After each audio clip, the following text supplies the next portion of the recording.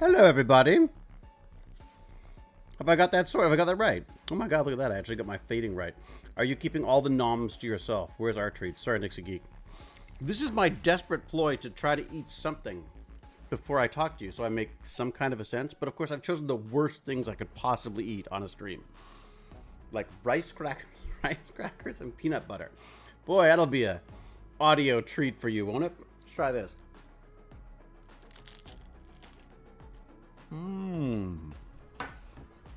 Just a little sea salt. Delicious. Anyway. Hello, everybody. Who we got here? I won't be here. What? Cal's leaving? What? What? I won't be here long since you're streaming on the day of the Game Awards. What Game Awards, Cal? What should I be watching right now? What is my son going to come home and tell me all about? What are the Game Awards? Nom nom nom nom nom nom.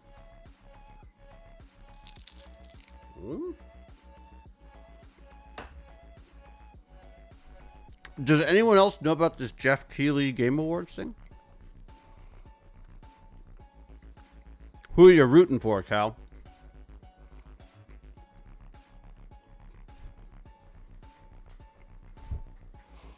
Is it horribly rude that I'm eating while I talk to you? I feel slightly bad about it, but I also feel like otherwise I'd be like another hour or something. Peanut butter is so worth it. Oh, God, I love peanut butter. The best thing, sorry, it's not Game Awards, it's Summer Game Fest. Yes.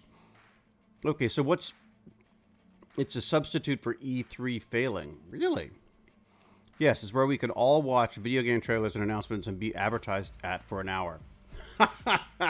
That's true. That's totally true. Well, so you have to keep me posted, Cal. Let me know what, well, you'll be busy, but if you think of it, if you see anything great, let me know. We can have a look at the trailer or something. I like Fill Your Boot. Oh, good. That's a good name. I'll tell you, I'll see if I can find this thing. I had the most ridiculously delicious peanut butter from, I don't know where it's from. Was it England or was it New Zealand? It was like, let me see if I can find it.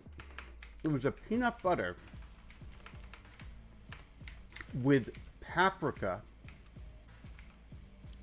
It was peanut butter with smoked paprika. It was the most insanely delicious thing I've ever had. At first I was like, I don't know. Smoked peanut butter. No, they don't seem to have it. Where the hell is it? Best peanut butter, smoked paprika. Oh, is that it? Is that it? No, that's not it. Roasted nut. I don't see it. Anyways, if you can have, I should probably just mix up my own, I guess. But if you can taste the beauty that is smoked paprika and peanut butter, it is insane. Unfortunately, I ate it all very quickly, so there's none left for you. But it was really, God, it was delicious. Helping out my production of Murdoch in my neck of the woods. No way! Helping out with production of Murdoch. Oh, fantastic. What are you doing for them, Randy? Are you working with Prop Monkey? Or are you working in front of the camera?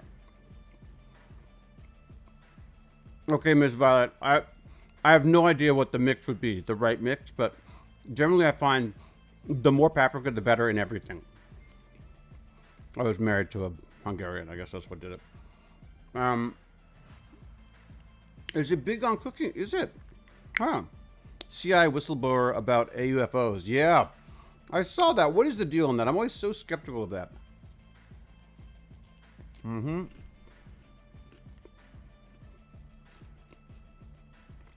Yes, I know I can make peanut butter, but it's too much of a pain in the butt.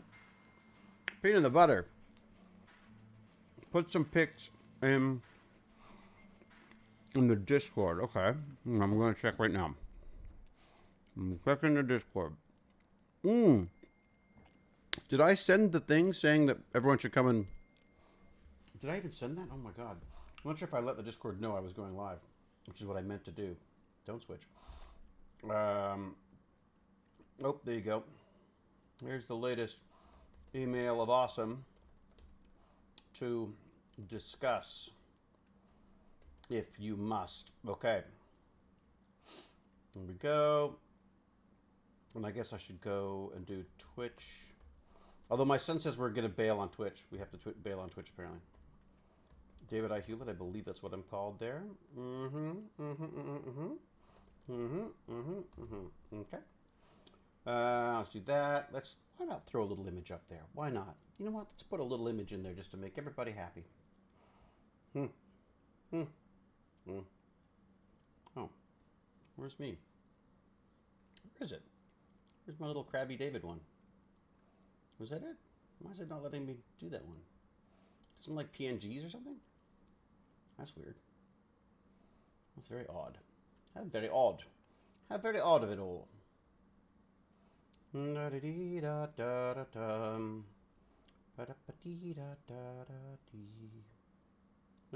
Nope. Nope. Nope. Nope.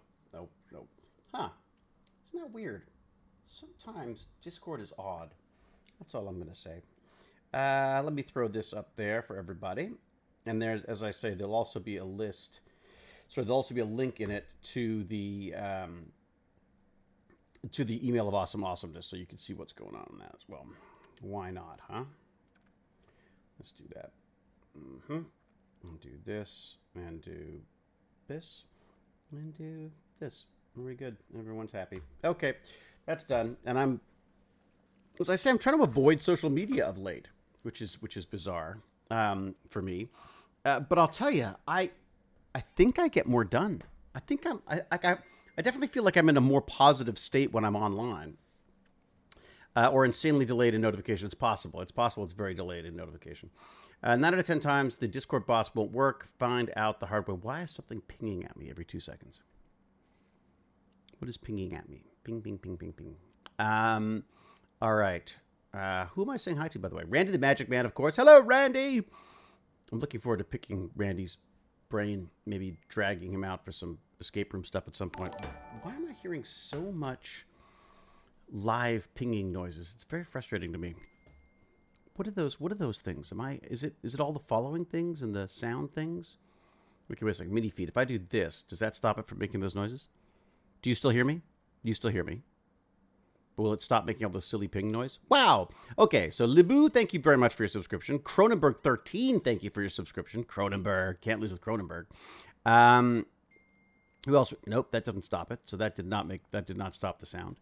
What is it that's making the sound then? I'd love to know why it's.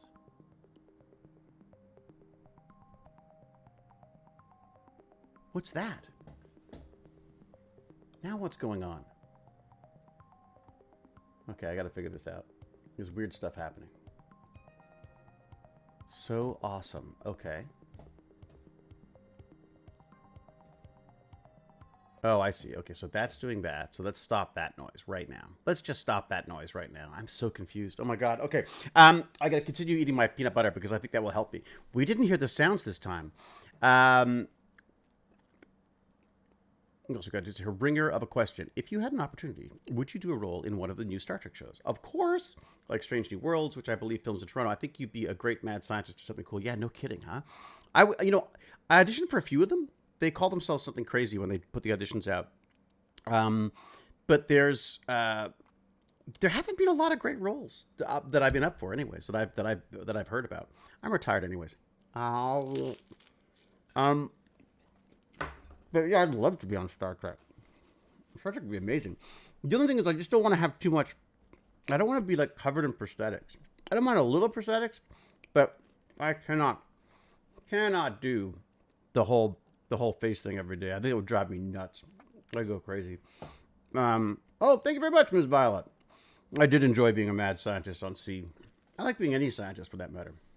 Oh, what do you guys think? I'm curious to know. Well, you're here, so you probably appreciate it, but I'm thinking about upping the amount of those, I'm with Stargate Genius grumpy science stuff, because I just think it's kind of a fun way to get science news out there.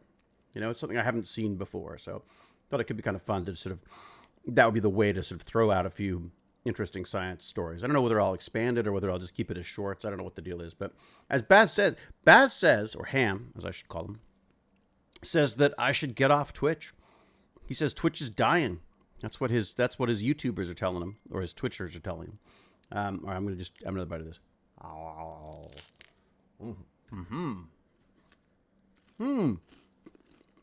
I feel like I could do a Klingon. I'd be a perfect Klingon. I'd be like a wimpy Klingon. Because I'm like a grumpy human. I'd be like a kind Klingon.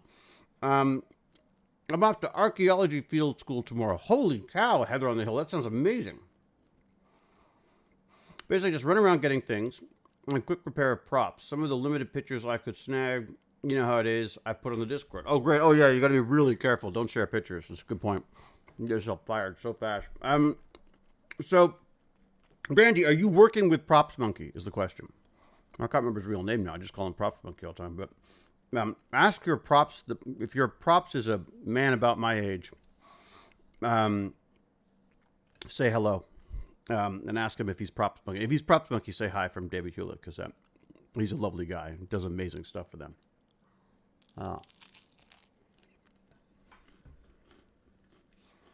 Glamour Museum. It's an amazing building. Oh, that's cool. Twitch is dying? Not from where I stand, at any rate, says Babylonian 5. I know. I think Baz watched a video by... Who's probably Moist Critical. Damn you, Moist! Apple Vision. Yeah. There's some interesting stuff there. Let me dive into it. Let me get into the Discord and see if anyone wants to chat. He says trying to swallow the food that's in his mouth. All right. So I'm in the live voice if anyone wants in. Well, if any of the tech bandits want in, including our friend, or including our little friend, Lance. Anyways, so yeah, I did my email of awesomeness today, yesterday, and this week, and a few of the things that came up. One of them was this new Apple Vision Pro, which I've got to admit, I've been pretty skeptical about.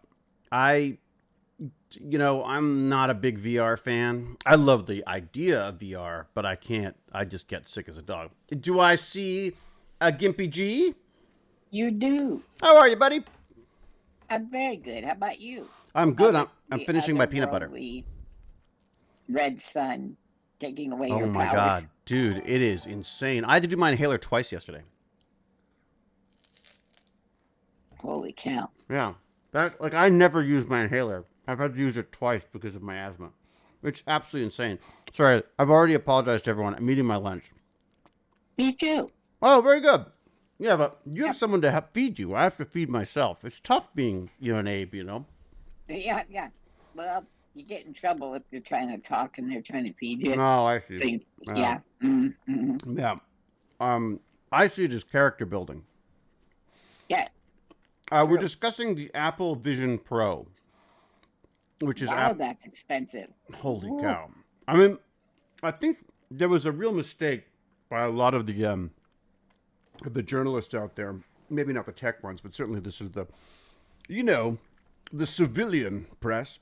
Yeah. They were saying, oh my God, it's like, what is it, like 8 times more expensive than the Oculus? And I was like, well, except that the Oculus requires...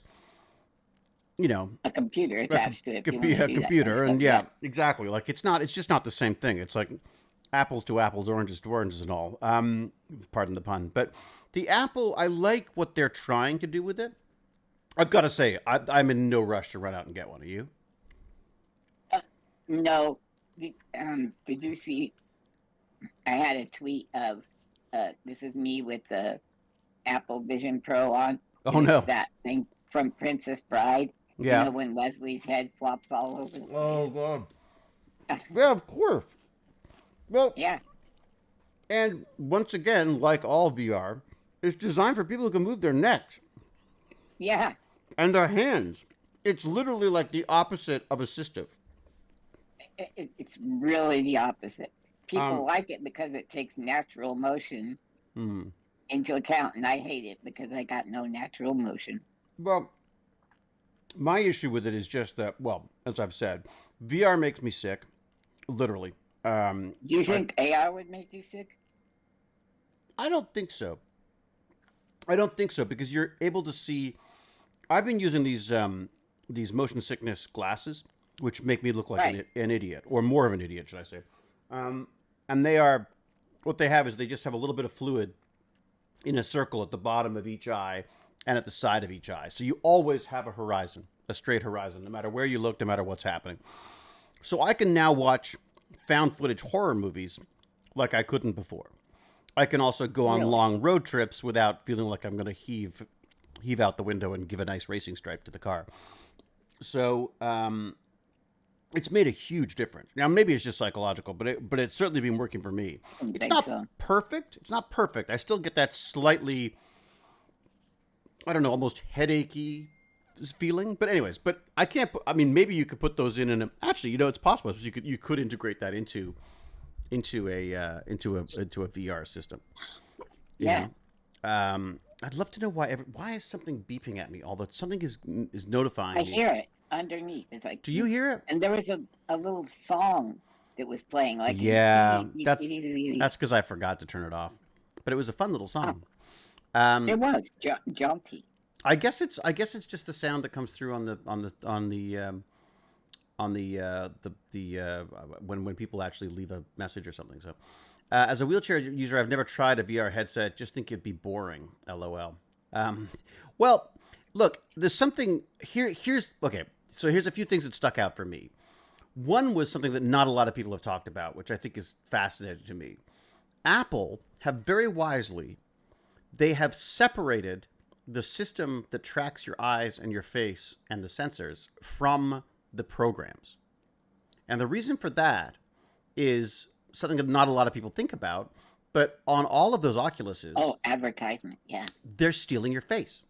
They're tracking Yes. your face. They're tracking your eyes. They're tracking all of that stuff. Meta's things are cheaper because they're freaking ripping off your face.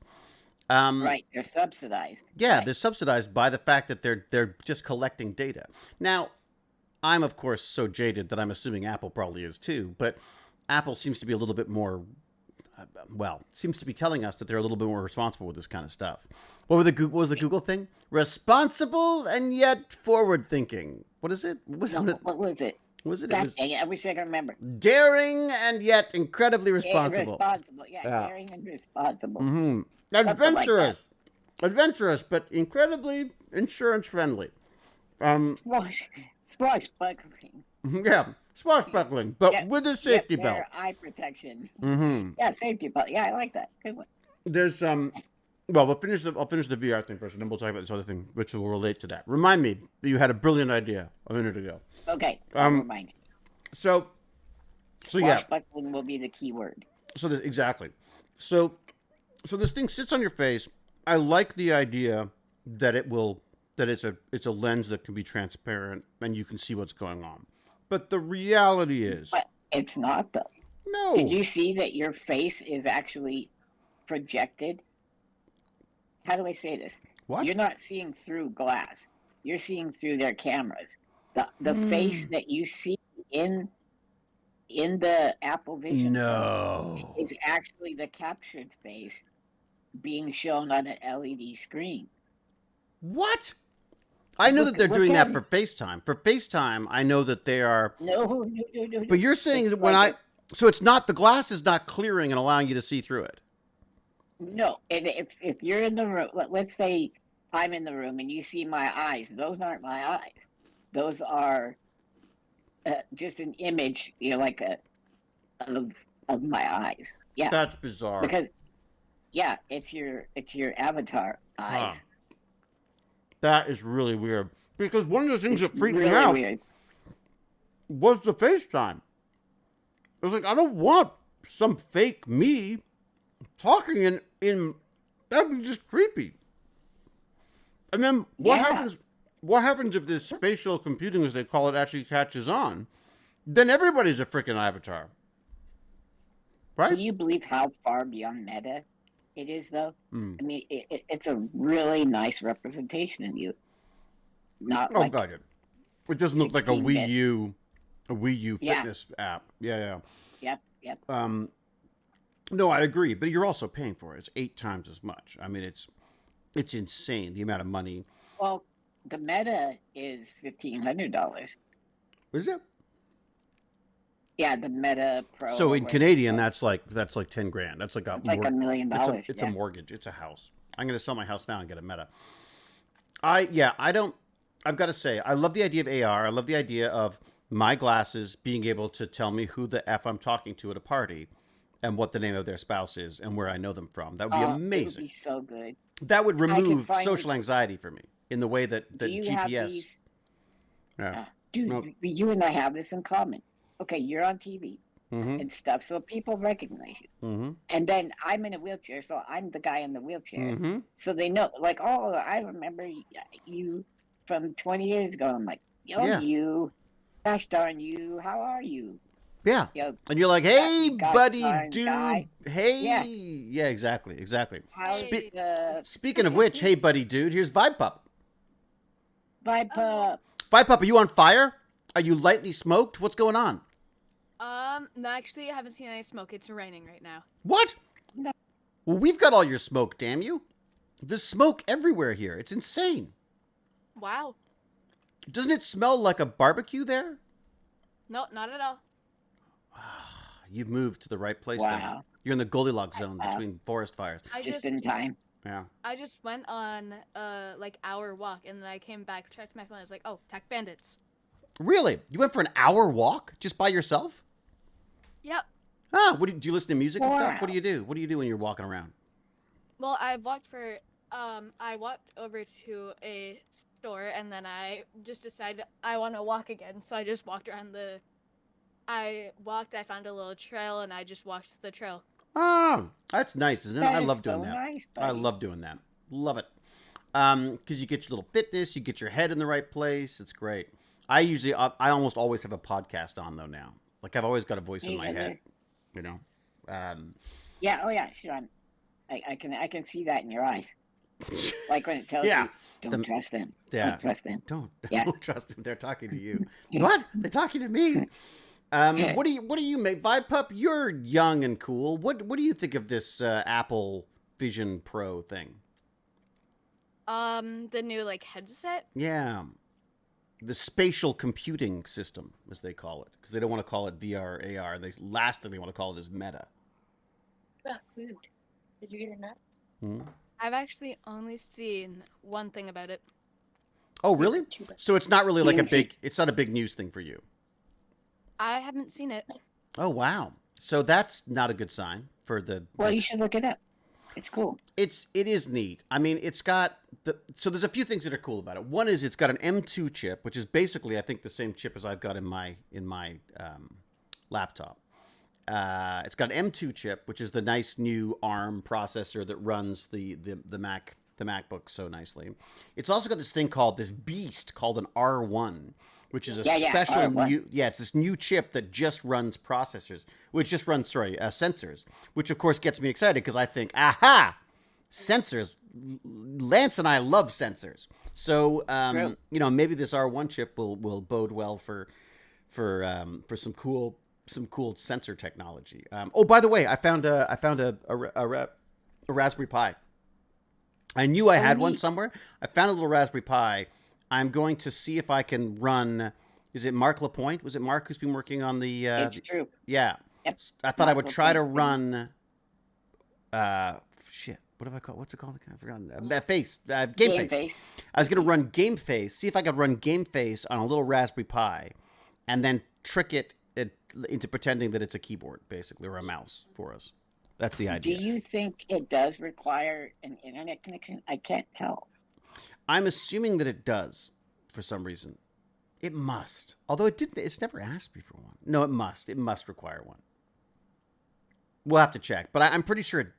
You know what I'm saying? I'm pretty sure it does, but I now as soon as you say it, as soon But as we I have really to, don't know. as soon as I have to vocalize it, I realize We I'm not feel sure. less sure. Yeah, I'm not sure Yep. if I stand behind it anymore. I would think it does, but what's nice about these Raspberry Pis is they've got that too.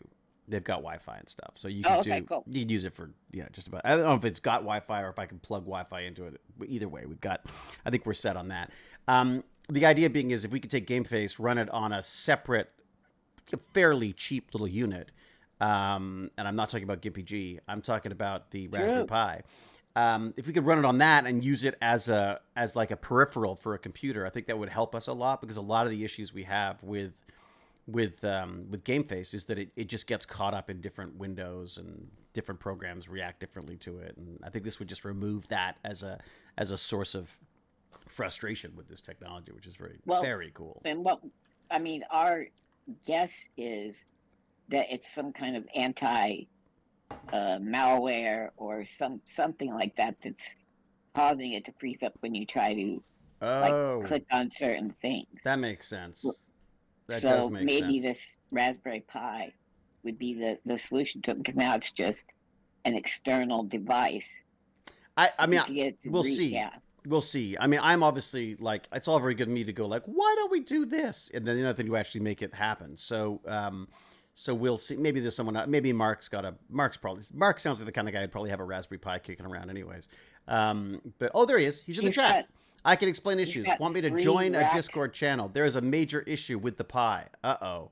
Should we bring Mark in? Mark, you going to behave if we bring you in? Are you worried about that? Lance, are you... Mark, Lance is worried about it. All right, you're right. I'm not worried about it. I just don't... If we start opening it up... on Mark and everybody. And all right, good point. Mark's a fantastic guy doing great stuff. We got the Vibe Pub vibing. Oh, true. Okay. All right. Well, Mark. So Mark is also in our Discord chat, though, right? I mean, it doesn't have to be in our voice chat. He can be in our text chat too, right?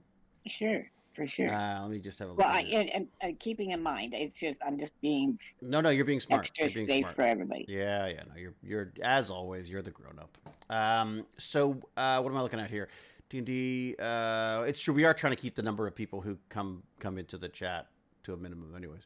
We should start a community on the Discord chat called GameFace. Let's do that. Ooh. In fact, I'm going to call it Gimpy G's GameFace. Gimpy G's GameFace. There you go. Nice. Gimpy G's GameFace. And that's going to be, so we can actually have that going too. Why am I not so Mark, do you Mark's mind? point? I'm creating it right now. There you go. There you go. And I'm guessing, my guess is that the first person to post it will be Mark Lapointe. There you go. Just so you know. Can I share a link to it? Is that possible? He is amazing. There you go. I know. Mark, I feel bad because I don't understand most of the stuff you're sending me. But I'm thoroughly behind you in every way. Jesus. Oops, what have I done? What is going on? Oh, it wants me to join Twitch now. Oh my God, I hate Twitch. Let me see. I'm not going to do it through there. I see. So I have to... why do I have to log into my own Twitch? Why on earth would it need me to do that? Doesn't that seem weird to you? I'm so paranoid now of everything. Odd. All right, Me too. Let me see this. Let me do this. All right. Before, as always, I've gone completely off topic, but let me just wrap up on the Vision Pro for a second. So very cool new technology. I think it's a beautiful, beautiful piece of technology. I think it's ridiculously expensive, and I could see it being used in like dentist appointments or in like high end, paws and claws mani-pedis and that kind of stuff. Like I could see it being used in that way, maybe, so that people can have their own sort of little experiences. But I just, at this point, it's too expensive. And as I say, I know it's going to make me sick. Like I don't care how good the resolution is. It still makes me feel sick. The world makes me sick. So I can only imagine that a fake world is going to do an even worse job. That said, I think they're very smart to call it spatial computing. I think what one of the things that I thought was neat was that the idea of putting on a pair of, like let's say I want to watch a movie in bed. Well, why do I want to watch it on a little tiny iPad? Why don't I watch it on a giant freaking massive screen with all the sound and all of the gorgeous lush, backdrop of an old movie theater or whatever? That would be really cool. I mean, I got to say that would be kind of fun. But there's also something kind of creepy about the idea of like a couple in bed, both wearing these like goggle things on. You know what I mean? Like, then what? And then you get into all sorts of, wow, that's actually there's a whole bunch of cool stuff that can happen then. But anyway, point being is, I just don't, to me, it does not seem like a particularly huge step forward for mankind. It seems a little bit closer to Wall-E than I'd like to get right now. Yeah. Yeah, sorry, Mark. We're not, Lance very wisely points out that we have done a very good job of keeping our voice chat to a minimum. So, for the sake of the children. Seriously, yeah. Mark, you're awesome. It has nothing to do with you. It's just, we're looking after everybody. It's fine. It's all good. It's also one of those things that, which Discord server I am on. The Iron Ham. Yes, you are. And on the Iron Ham, there should now be oh, there you go. How many freaking names do you have, Mark? All right. So we've got Mark in the chat now. So Mark, what are the issues that you've got with the Raspberry Pi? Here we go. This is live as it happens on the Discord server under the Gimpy G's game face.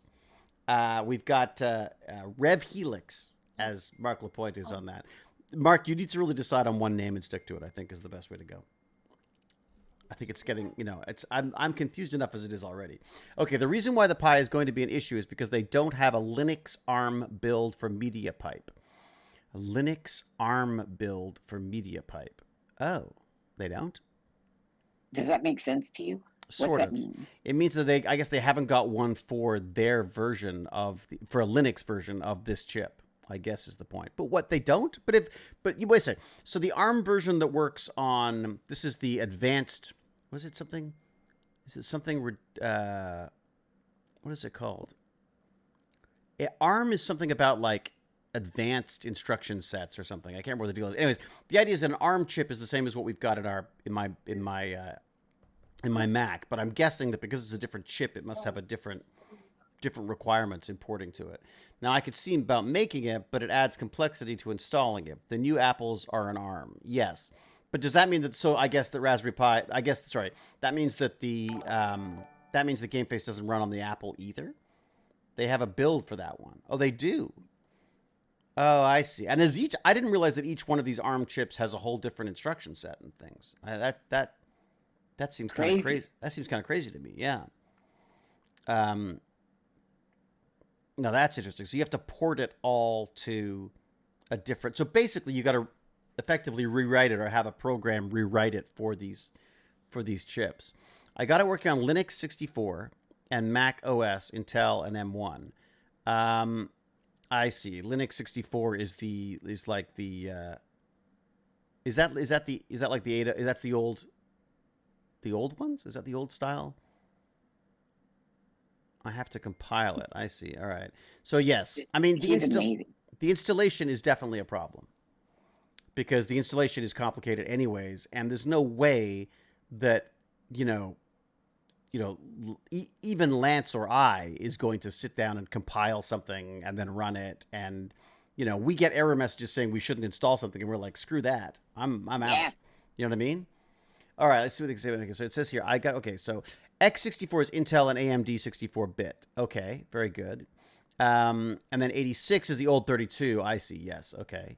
All right. But the 64s are obviously not ARM chips either. Yeah. Okay. Well, that sucks. I wonder if you could, well, give it some time. I mean, the thing about Raspberry Pi is that Raspberry Pis are, they're cheap. They're used by a lot of people. I'm sure that will get figured out soon enough. I mean, it'd be neat to try let's ask Mark on this. Were you thinking of a RISC chip? That's it. Reduced instruction set. That's right. So what does ARM stand for? That I don't know. ARM. I was just trying to think. ARM is RISC. There you go. It is. So ARM is a RISC chip. Oh. There you go. Okay. That's interesting. So maybe it's an advanced RISC machine or something. I don't know. Whatever does anyone know what that means? Does anyone know what it means? Let's see what you got. Someone's going to come up and tell me what it's called. Ms. Lintz, thank you very much. Oh my God, I made it. It's been weeks. It's true, Wormhole 42. What's up? Are we still saying it? I was about to say. We are. Okay, We're old. Let's see. We have at least 4 Raspberry Pis doing various tasks around our house. Yeah. I love them. It runs. See that fellow over there. His eyes are run by a Raspberry Pi. That's why I didn't want to tear them out. Greetings, fellow mortals. Indeed, little paper girl. No, little Reaper girl. Little paper girl. What am I thinking of? Like it's an old book. Oh, Okay. I was thinking like David Bowie song, but Paper Girl instead of So ours. certain Asian country. Oh, right, exactly. Yeah, could you imagine? The songs like that would not be written right now, would they? Okay, No. Acorn Risk Machine, Advanced Risk Machine. Thank you, Ancient. I thought it might be something like that. Look at that, I got it right. Advanced Risk Machine. Did I say that? Nice. I think I said that, didn't I? If I didn't, I meant to. Yeah, for sure. I'm with you on that. Yeah, Mark Lapointe may be a genius, but I can sound like one. He's got 3 of those stacks of computers. What are those called? Servers. Yeah. He's got 3 big servers, and when you talk to him, it sounds like he's like on the deck of an aircraft carrier. Oh, really? And jets are taking Really? off. Oh, so you It's guys have actually chatted Correct. in the really real world, Well, like on over Discord, the internet, over the him and- interwebs. Oh, wow. Yeah, over the internet. Oh, that's yeah. great. So, and what is your background in this stuff, Mark? What is your interest in this? If that makes sense. He's got a dozen going. Apparently, not 3, a dozen. I think he called himself a Java monkey. Never something like diminish, that. At never least that's diminish his the number current of job. someone's service. Java monkey, like like not JavaScript, like the programming language. I'm guessing. I don't know. Java was one of the. I remember downloading many a disk of Java to learn how to program that. I thought that was going to be the future Java. It still gets used a fair bit, but it was going to take the way they pitched it. It was going to revolutionize everything. All right, what else do I have in my email of awesomeness?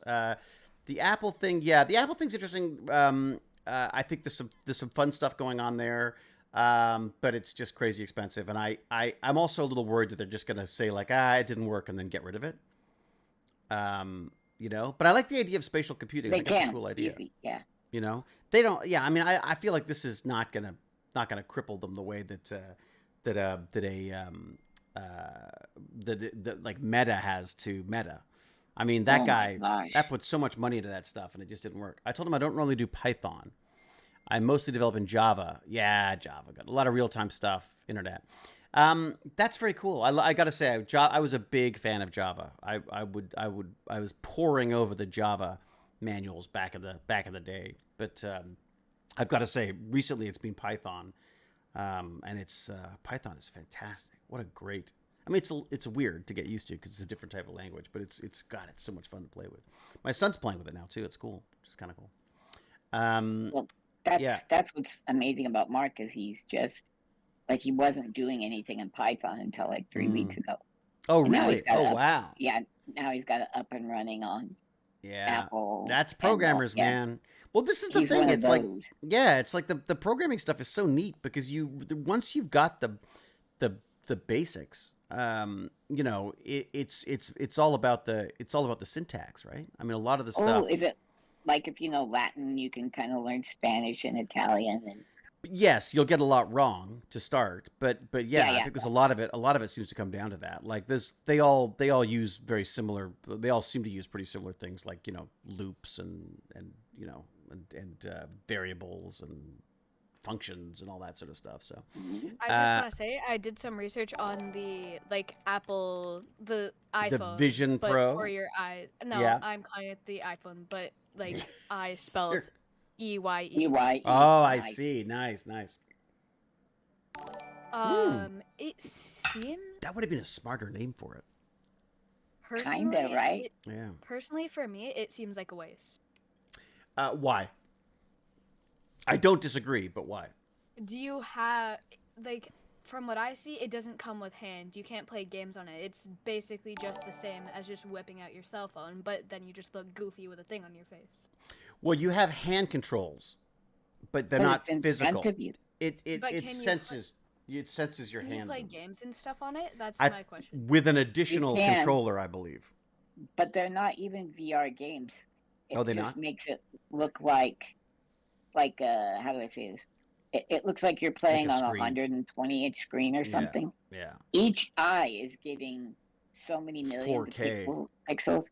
Yeah, each eye is getting 4K. That's amazing. It's like it's like having it's basically, as far as you can see, you can have a screen playing your game.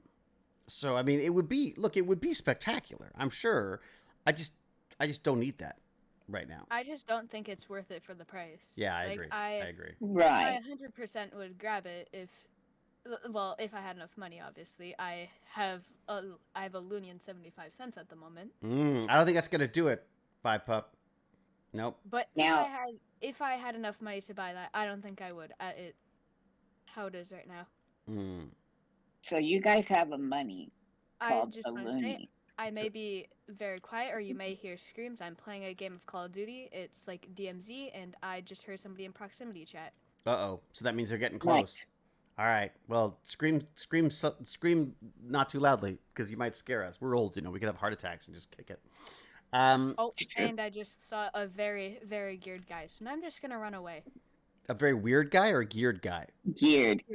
Like with lots of Ready equipment? to kill. Oh, I see. Like, yeah. And now an AI is shooting at me, so now I think James I'm dead. They see Gurney. me. Uh-oh. James Gurney's here, everyone. Ladies and gentlemen, Dr. Yeah, Professor boy. James Gurney.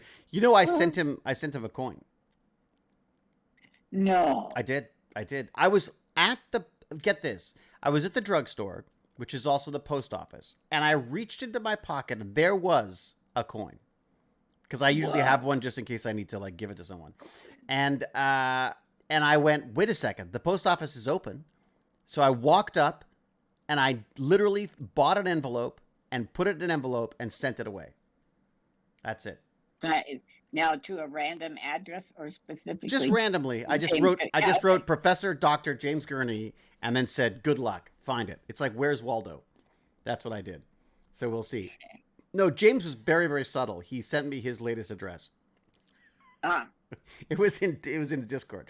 Yeah, because I was thinking like, oh, I should 3D print something to put it in. I should do this. I should do that. And then I realized that my I should have are killing my I did. You know what I mean? So I thought, you know what? Just get him one now. The guy is, is like the biggest tech bandits guy. Well, short of Lance himself. Oh, you know who I talked to the other day? Maybe even yesterday. I talked to Q. Oh, great. Who says get a job, by the way. He's doing crazy great with this cooking thing. So That's great. You know about this? Like it's a podcast that people should definitely listen to. I can't remember what it's called now. What's it called? Does anyone know what it's called? I don't know, but he's almost like a producer, right? He's like, well, he's doing like customer support for their products. He's doing like modding stuff. He's on the podcast going like toe to toe with these freaking serious chefs and like, nice. and proving himself right. Like he's like, it's amazing. It's yeah. Now I gotta see it.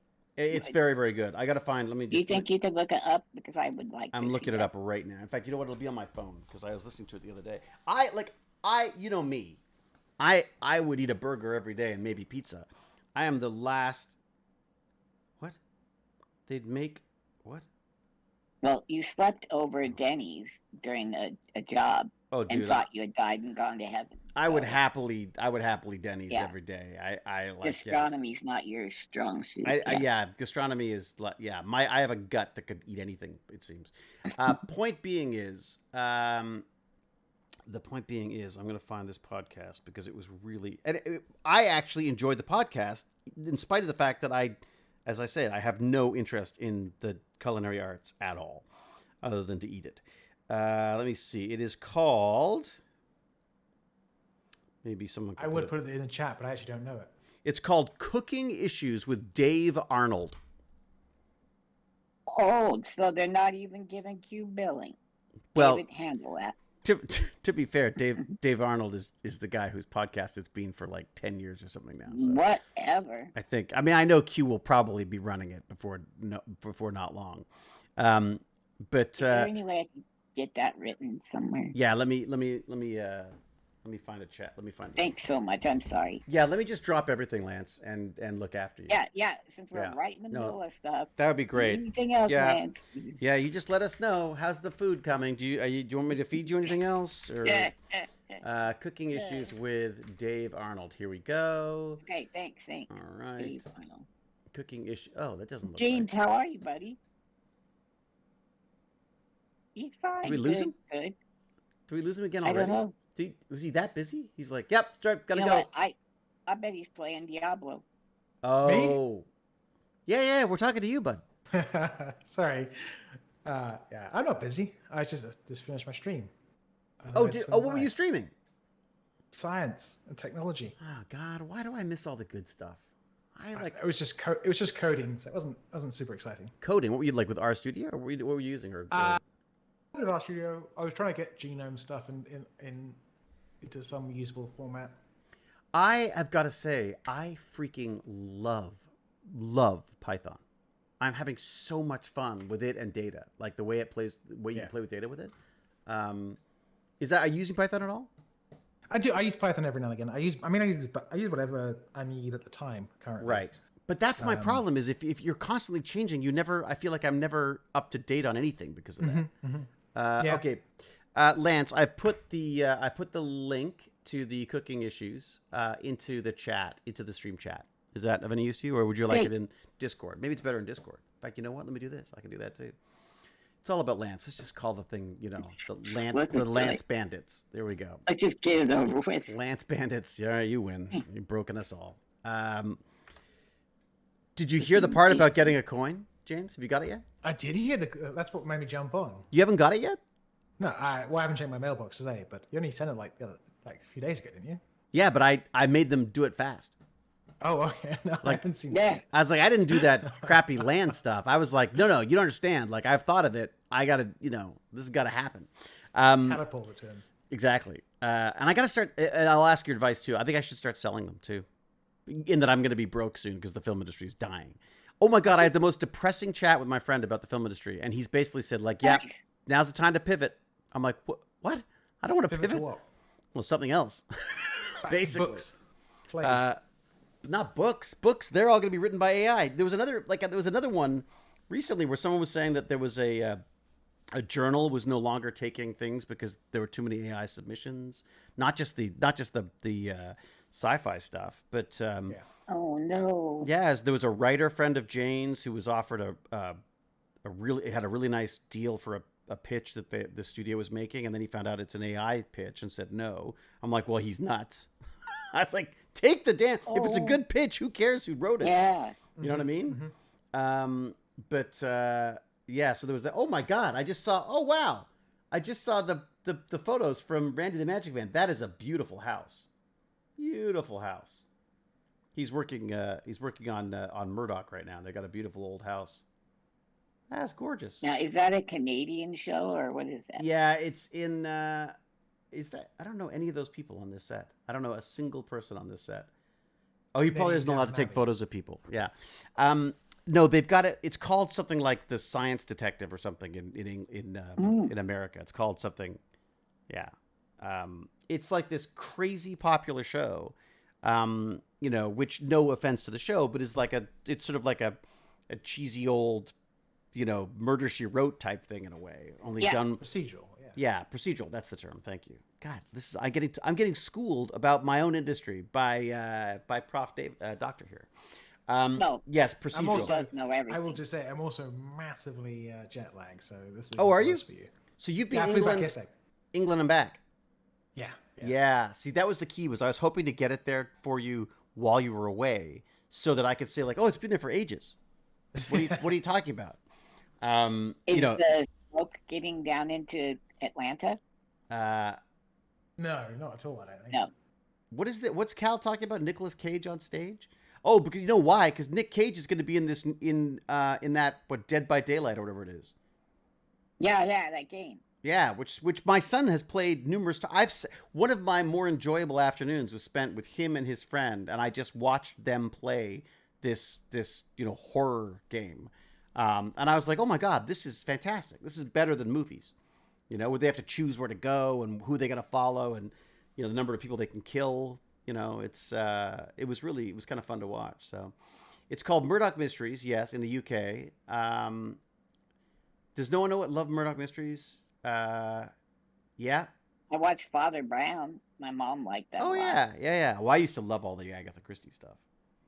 That was my bread and growing up. That was all my parents watched. You know, the Masterpiece Theater, all those kind of Ooh, murder fancy. mysteries. And I was always a bit of a sucker for Murder She Wrote, and Columbo was my favorite though. I loved Columbo. You ever watch I Columbo? liked him. Sure, Peter Falk, right? Peter Falk, yeah. Did you ever watch The Alienist? Oh no.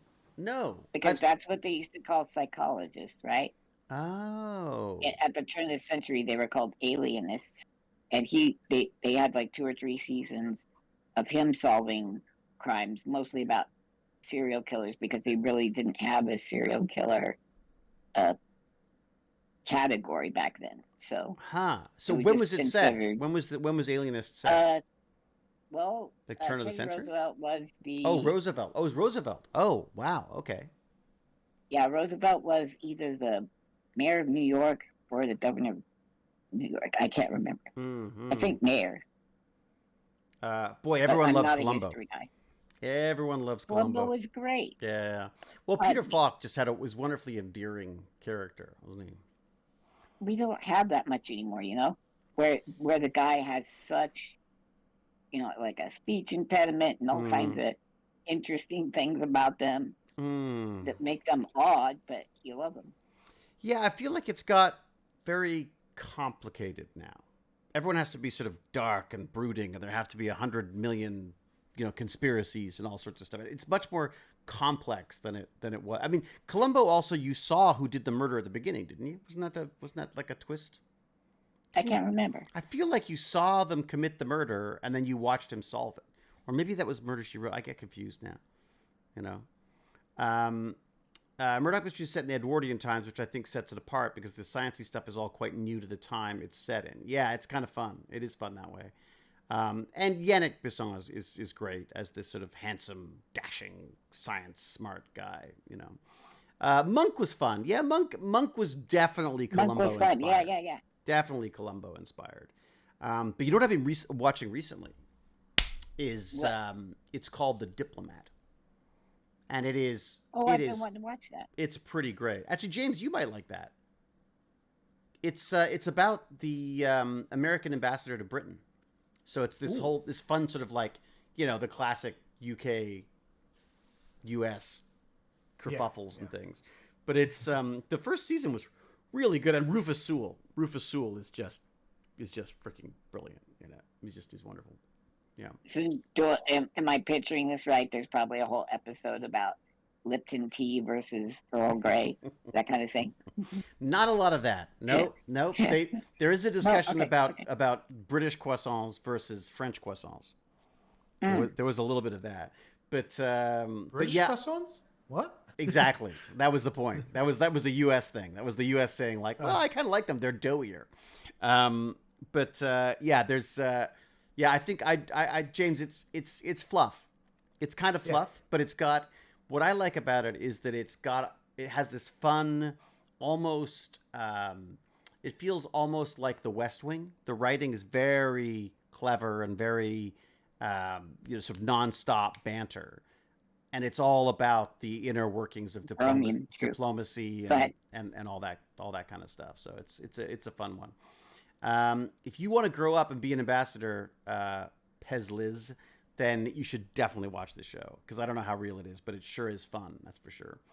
UK croissants are often straight. Proper French ones are curved. I mean, the French are probably going to declare war on me just because we're even having this discussion, because there's nothing other than a French croissant as far as the French are concerned, I think.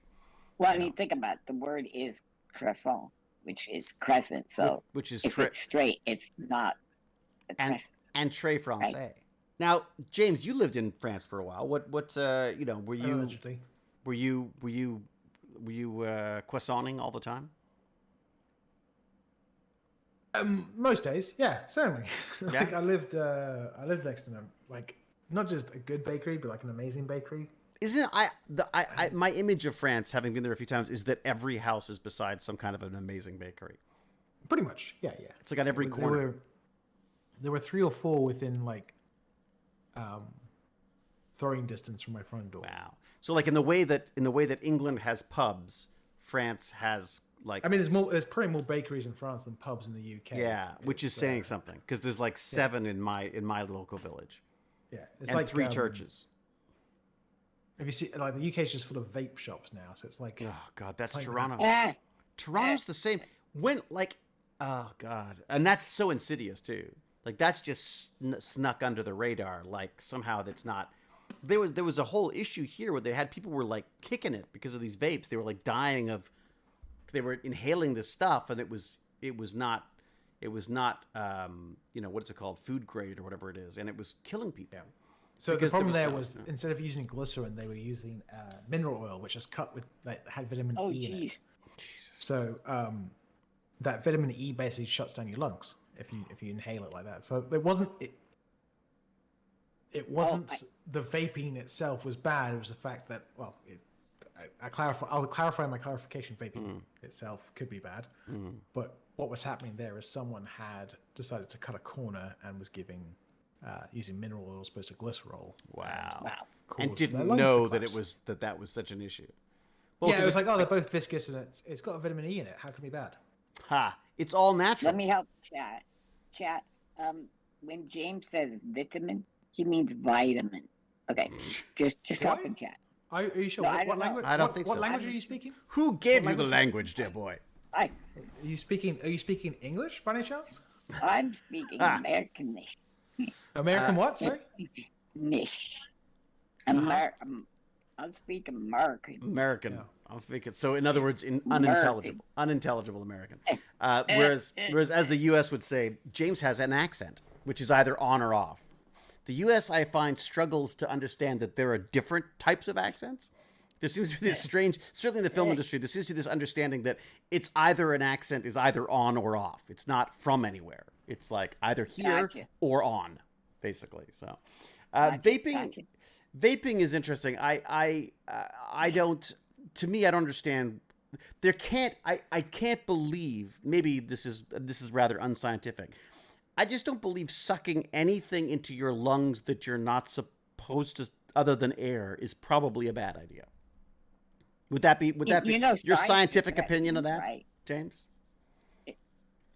James, do you back him up on that? Yeah, mostly. I mean, it just seems to me like why would you want to suck any kind of thing that might irritate your lungs, other than perhaps something that helps? I mean, I have an inhaler which I use. Well, actually, I said this week I've been using it a couple of times because after years of it not being a problem, first COVID, when it's the first time I had to use it in 7 years, and now this forest fire stuff. I was out yesterday for a walk. I got suited up I got a suit of armor. What for? Project that I'm not allowed to tell you about. Oh, nice. It's all secrets and lies around here, Lance. It's all secrets. It's already been written then. It's already been written. But I think the strike will probably kill it for the time being. But it is it's a really, really fun project. And I'm in chainmail, and we're going to film. It's actually a very smart idea. The director, it wants to put together like he wants to take photos as if we've already shot it as part of the package to sell this thing, which I thought was really smart, really, really smart idea. So he's getting us all dressed up. I'll tell you, the weird thing about it, everyone kept saying like, are you okay? Are you okay? It's really uncomfortable. And I was so relaxed because it's kind of just like a weighted blanket. I just felt like kind of cozy, like I was being hugged by rubbery metal. It was, it was a knitted chainmail. It was like it's a special, I guess it's made specially for things like filming because you obviously can't, if you have chainmail, the sound guys will just have a heart attack and die. Because the noise would be terrible, right? So it's this rubber coated metal so it's still got the weight, but it's got a rubber coating to it. And it's actually strangely comfortable and soothing. There you go. Well, do you think if you went to a really fancy fish shop and put your hand into a piranha tank that they could not get to you, or is it just rubber? They would have a hard time, I think. I think they'd have a hard time That's getting so to it. cool. Yeah, yeah. I think it would be. It's like there's definitely a metal of some sort in there. I think maybe it may just be a wire or something though. I don't know. I mean, who knows? Aw. What do I know? I know. I just. But it was really fun. We went to this place. It's called Wiseacres, and it's this giant studio that is just completely chock block full of props and sets and stuff that's been either Wow. discarded or sold, or like Vincenzo was in there and he's like, oh my god, I designed that, and it was like a giant tardigrade from Star Trek.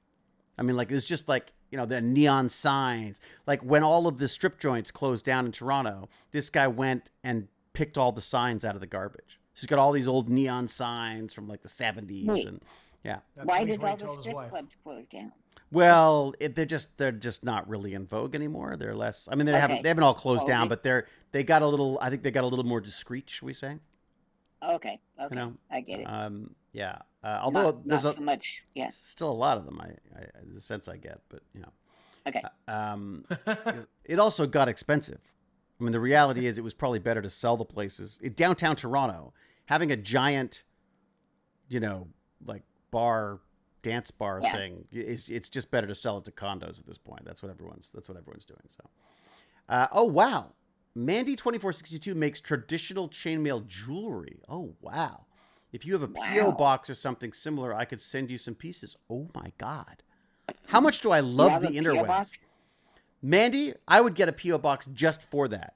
I will get you. Hells yeah. I will get you an address, Mandy. Thank you very, very much. That is great. Actually, if you want, Mandy, why don't you just email me? Email me at davidihewlett@gmail.com, and I will plow through 1,000 emails to try to find something that says chainmail in it.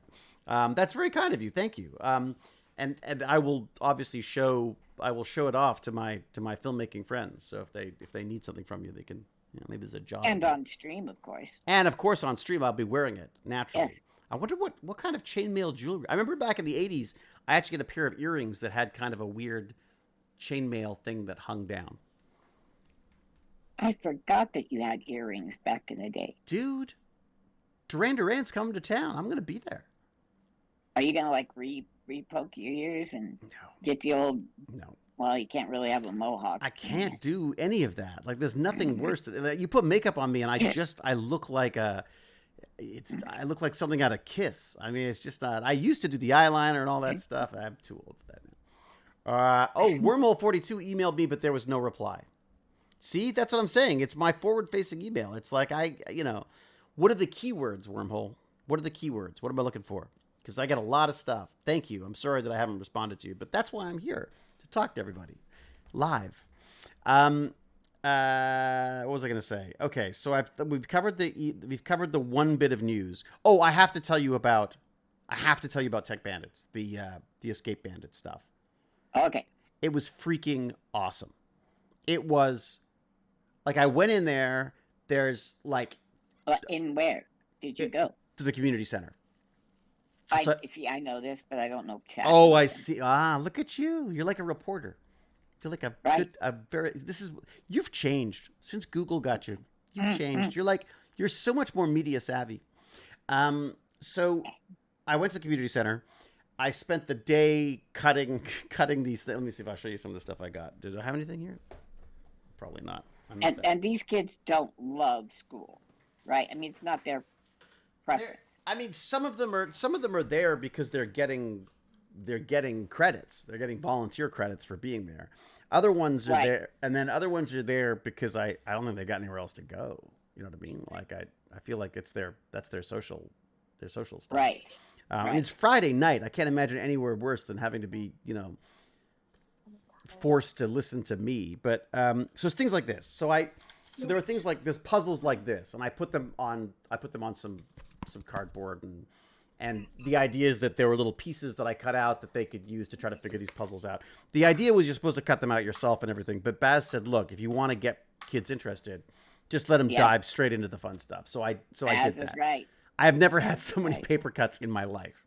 I cut I don't even know how many there were like 12 puzzles in each kit that I put together. And so there was just an insane amount of stuff to cut out and paste and all that kind of stuff. But I, again, it was, strangely, as always, I enjoyed it. And then I get there, I bring this stuff out. Jane's brilliant idea, which is true genius, was to put the separate puzzles into plastic Ziploc bags as if they were evidence, because it's a murder mystery. Wasn't that smart? Yeah. So I put them all in evidence bags and then tossed them all into another bag and then just literally just walked around dumping them on the table. And then I read off the beginning letter that just said, like, a murder has occurred and blah, blah, blah. And I'm the head of the police and detective, get in there and solve it. And, throws a couple of clues their way and then basically lets them at it. And there was one kid there who'd been to an escape room before. One kid, and It's kind of the poor people don't have that kind of expendable income. I'm not even sure that these kids are particularly poor. I mean, there's a very large Asian. How do I say this? There's a very large Asian community in this part of Toronto. So a lot of the kids were Asian. And maybe it's not maybe culturally that's not a thing that they do or something. I think you're right. I think poor was a bad thing to say. Underserved. Yeah. Yeah, I'm poor. I got no film industry anymore. What are we gonna do about that? That's crazy. David. Absolutely crazy. It's nuts. Anyways, it's a good thing you don't have 5 irons in the fire right now. No, it's lucky that I don't have like a billion things going. It's true, exactly. Yeah. So I literally just dumped the stuff on the tables, and a surprising number of them leapt straight into it, like right away. There was cool. There was one table that just wanted the answer. They kept guessing, like just one after the other, guessing. No. So I was like, I don't know. I don't care who did it. I want to know how do you solve that puzzle? And so basically that worked. By sort of like putting where I was like, I don't care who did it. That's easy. It's easy to make guesses until you catch the right person. I'm curious to know I want to know how those puzzles work and stuff. So that worked very well. Lesson learned there. The funny thing was that I'd chosen an adult puzzle, not an adult puzzle, but like not like not a strip joint puzzle, but like a puzzle that was designed for an adult party, because I thought the kiddie stuff was just going to be too kiddie for them. Yeah, you're right. But the problem is I had to explain a telephone to them. I had to explain the dial telephone.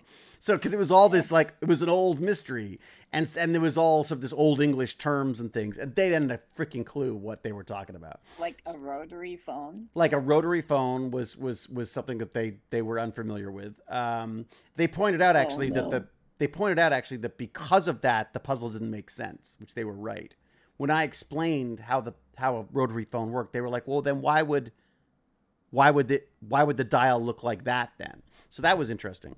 But really nicely put together puzzles. They're from a company called Lock, Paper, Scissors, and they're just these little kits you can buy, and you download a PDF, and as I say, they suggest that you let people cut them up themselves and stuff. That's part of the fun. But I definitely wanted it to be more to jump in ready for them. And then there were some kids who just didn't want to be a part of it, which is always the case, and that's totally fine. Oh, really? Yeah.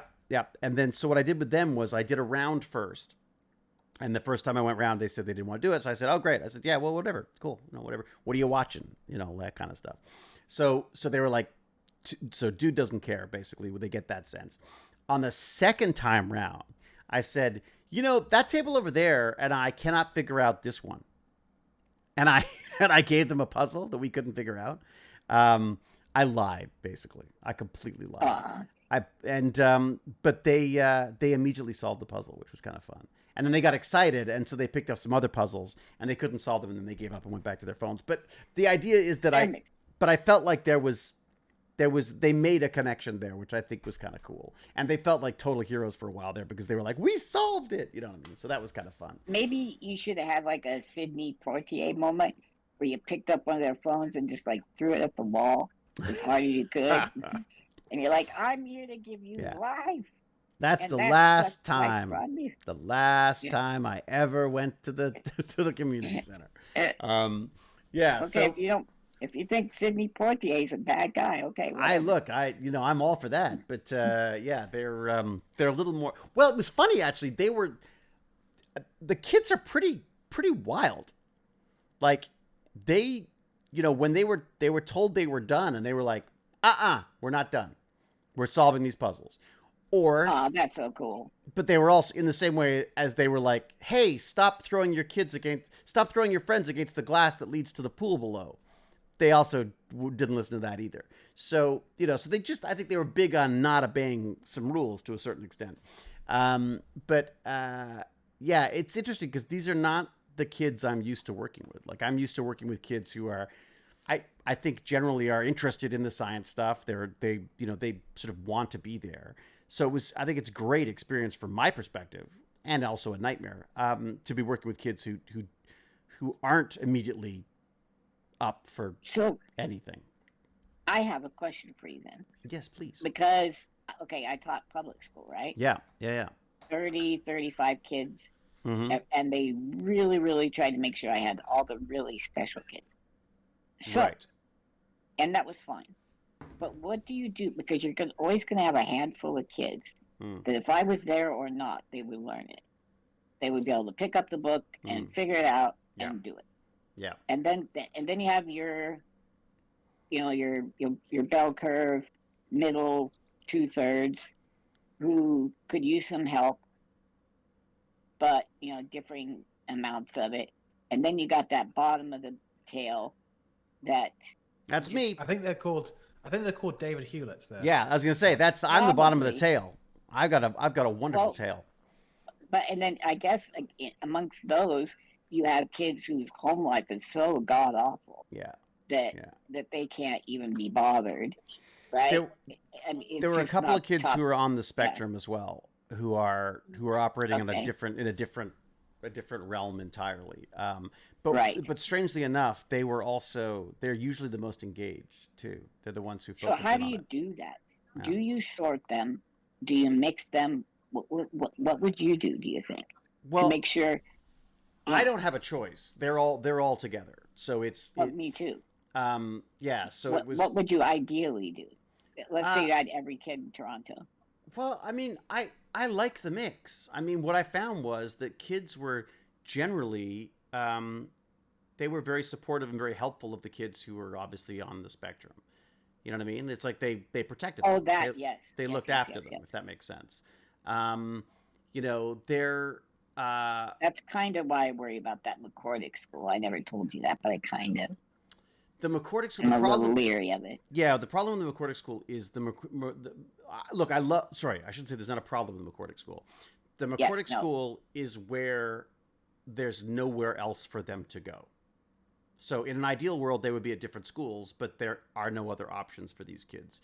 A lot of these kids are unable to exist with other kids in a classroom. They just can't. Either they're violent, or they're completely incommunicative, or there's no way they could work with the kids that no matter what. I hear you. No matter what the level. So sorry, go ahead. Even incommunicative ones, I believe would do well. Just shuffling back and forth, seeing new faces. Yeah. Being exposed to the world. Yes. I actually think that would help. No, I agree. I think I think that's what they're trying to do at McCordick, because they have different levels of. There's all sorts of kids from different. Literally, I don't understand what the prerequisites are for the school, because you've got kids there who are not just, but who are unsighted, or you've got kids who are deaf. You've got kids who can't move. You've got kids who can't talk. You've got kids who can do everything, but unfortunately they do it very loudly and very violently. It really is like it's like if you shake the world, all the loose bits end up in McCordick. Yeah. You know what I mean? Like, and I agree, it's not ideal in any way, but I think the school is doing a great job of of Right. creating, like they have this like walkabout where the kids will walk around the school, and they'll say hi to the different classes and stuff as they go around and stuff. And I've been pushing, and they've been pushing to try to get kids from other schools in. Like I'd love to go and get my local kids from one of the local schools and just take them on a trip to McCordick, and we can make pancakes or that kind of stuff. But here's the Yeah. problem. Here's the problem. Now I want pancakes. I know pancakes are the best. Yeah. Yeah. But here's the problem: is that nobody wants to do that because no one wants to take the risk. No one wants. Everyone I is hate that. terrified that their kid's going to get hurt, or their kid is gonna, or whatever. I understand that, but I feel like it's a risk worth taking to some extent. Not that they're going to get hurt, because I don't think they are going to get hurt. But I think it's. Listen, the yeah. kid BG has been in that situation. So, Mm. like even from the age of like 3 or 4, Mm. and I survived, and I can't like guard my face. So Right. these people need to get real. Yeah. I guess it's, I think people. I got tossed out of my chair a couple times, but Oh, really? yeah, What, Yeah. by other kids? well, by their action, we'll say that. Oh, I see. So they were goofing around Well- and. But yeah, well, okay, like somebody, oh no, they're running across the street. Let go of the kid in the wheelchair, and then he falls off the edge of the curb and smashes his face on Oh, the pavement, stuff like that. Yeah. Oh God, right. So kids just not Oh, thinking yeah. ahead. But they were not. Yes. It wasn't in a bullying way. It was done in just a. No, even if I'm assuming the ones you say are violent aren't necessarily bullies. They just don't Not always. No. differentiate. They Right. just. Well, a perfect example is there's one guy who will hold your arm, but he's very big and he's very strong. And Gotcha. if he gets upset, it becomes incredibly painful when he's Right. got your arm. So we had a So, situation mice where and he men. took my arm, and it took like 4 people to just sort of convince him to let go of my arm. I was fine. I was totally fine with it. I was holding a robot, and he wanted to play with a robot, and it was absolutely fine. He didn't hurt me, but you could see that the teachers were getting very, very nervous about it, right? See, but that's because it's like when you take your own dog somewhere else, or your own kid, and they're being unsightly, and then you're more worried about how other people are reacting. Yeah. I mean, yeah, Rather than- absolutely. So they're more worried about you rather than the kids. I mean, in an ideal world, you would have, well, not, no, I forget an ideal world. We should have interactions between people with kids of Of all all abilities. types, Yep. all abilities. Because the reality is, part of my awkwardness with people with disabilities of any sort is because I'm just not used to having them in my lives. Right? I mean, I just don't. Exactly. So we all say weird things and do weird things. There was a guy who got on the train the other day, coming back from London, and it was, and he had no legs, and so he walked in on his arms, and he his wheelchair, he's tugged his wheelchair off to one side and latched it in, and then leapt into his chair. He was completely mobile. Awesome. But Okay. but again, I don't know what. Do you say something? Do you say, like, I said hi? Like I would say hi to anybody. But then I'm like, am I saying hi because he doesn't have legs? Am I saying, you know what I mean? Like, I feel like the more you're around people like that, the less you're gonna freak yourself out about what the right or wrong things to say is. You're gonna treat them like a freaking Right. human as opposed to like some kind of a novelty of some sort. You know what I mean? Yeah. And I think so kids, if we can get kids started early on that, even better. So David said, should I tell this guy to stay out of my face like I usually would? Or Well, I'm sure there is, right? Nice. You must get people just who are like, because he's in a wheelchair? yeah. Well, I mean, it's funny. I mean, from your perspective, Yeah. What's your take on that stuff? Give me some, what are some stories of that on that front? Do you know what? I'm not around it that much either. Oh, Not really? since I was in junior high. Because Hmm. once you got to high school, once I got to high school, they determined I was needed an assistant and all that. So I was Hmm. never in any special ed. So Huh. sometimes, dude, when I'm around a person in a wheelchair or that has, say, cerebral palsy, Hmm. I feel weird. Hmm. And then I feel weird for feeling weird. And then but I also, to be fair, if I see myself in a full length mirror or on, film, as I am often on, uh, I will freak out too. Not freak out, just like God, that's me. Holy shit, that kind of thing. It's Although strange. I've got that just because I'm old now. I go, who's the old guy? Ew. Yeah. Baby. You know what? But when they do the Marty Feldman documentary, Yeah. you're the guy. I'm the There's guy. like I'm the something- man. Well, that was the funny thing was when I put the chainmail on and I had the helmet thing on. I had the head, whatever Yeah. they call it, the head chainmail. My first instinct was immediately to go Marty Feldman with it. You know what I mean? Like immediately. Your eyebrows, dude. That's what made me think of it this morning. Yeah. Because your eyebrows are sticking out. Or Monty and Python. The chainmail's pulling one eye Yeah. kind of back. Well, it was like the sunlight caught Yeah. my giant eyebrow, Yeah. and that's when I know. I always know to cut my eyebrows when I can see them in the corner of my eye. When I scare myself at night watching horror movies. There's a spider on my face. Exactly. There's something in the corner. Oh no, it's just my eyebrows. Never mind. What was I going to say about it was something that I found fascinating about Crip Camp. That scene in Crip Camp where the young woman with, I guess, was it cerebral palsy? Is that what she had? The main girl, what was her name? June. She had polio. No, the Or one, which one are you talking about? the woman who they actually had subtitles on. Oh, okay, yes, yeah. She became the sex therapist or sex Yeah, it was amazing. expert. Like, yeah. Yeah, and she had cerebral palsy. Yeah. Yeah. Because that was, that's one of those situations where I was absolutely enthralled by the fact that everyone shut up and listened to her and didn't try to correct her, didn't try to finish her the sentence. sentence. Yeah. Yep. And then that guy who at the end of her little speech said, "I think what she's trying to say is," and I thought that was just a beautiful way of putting it as well. And then checking in with her. Am I right? And you know what I mean? Yes. So like that kind of, again, just little things like that. I mean, it's one of the things I was, one of the great joys of doing C was the training and the interaction with people who aren't sighted, or are partially sighted. And Yeah, your acting coaches or whatever. yeah. I mean, obviously Joe, who's just amazing unto himself. Joe's use of technology and stuff, it was amazing. We just got to geek out together on that. We got to call him, by the way. I haven't talked to him for ages.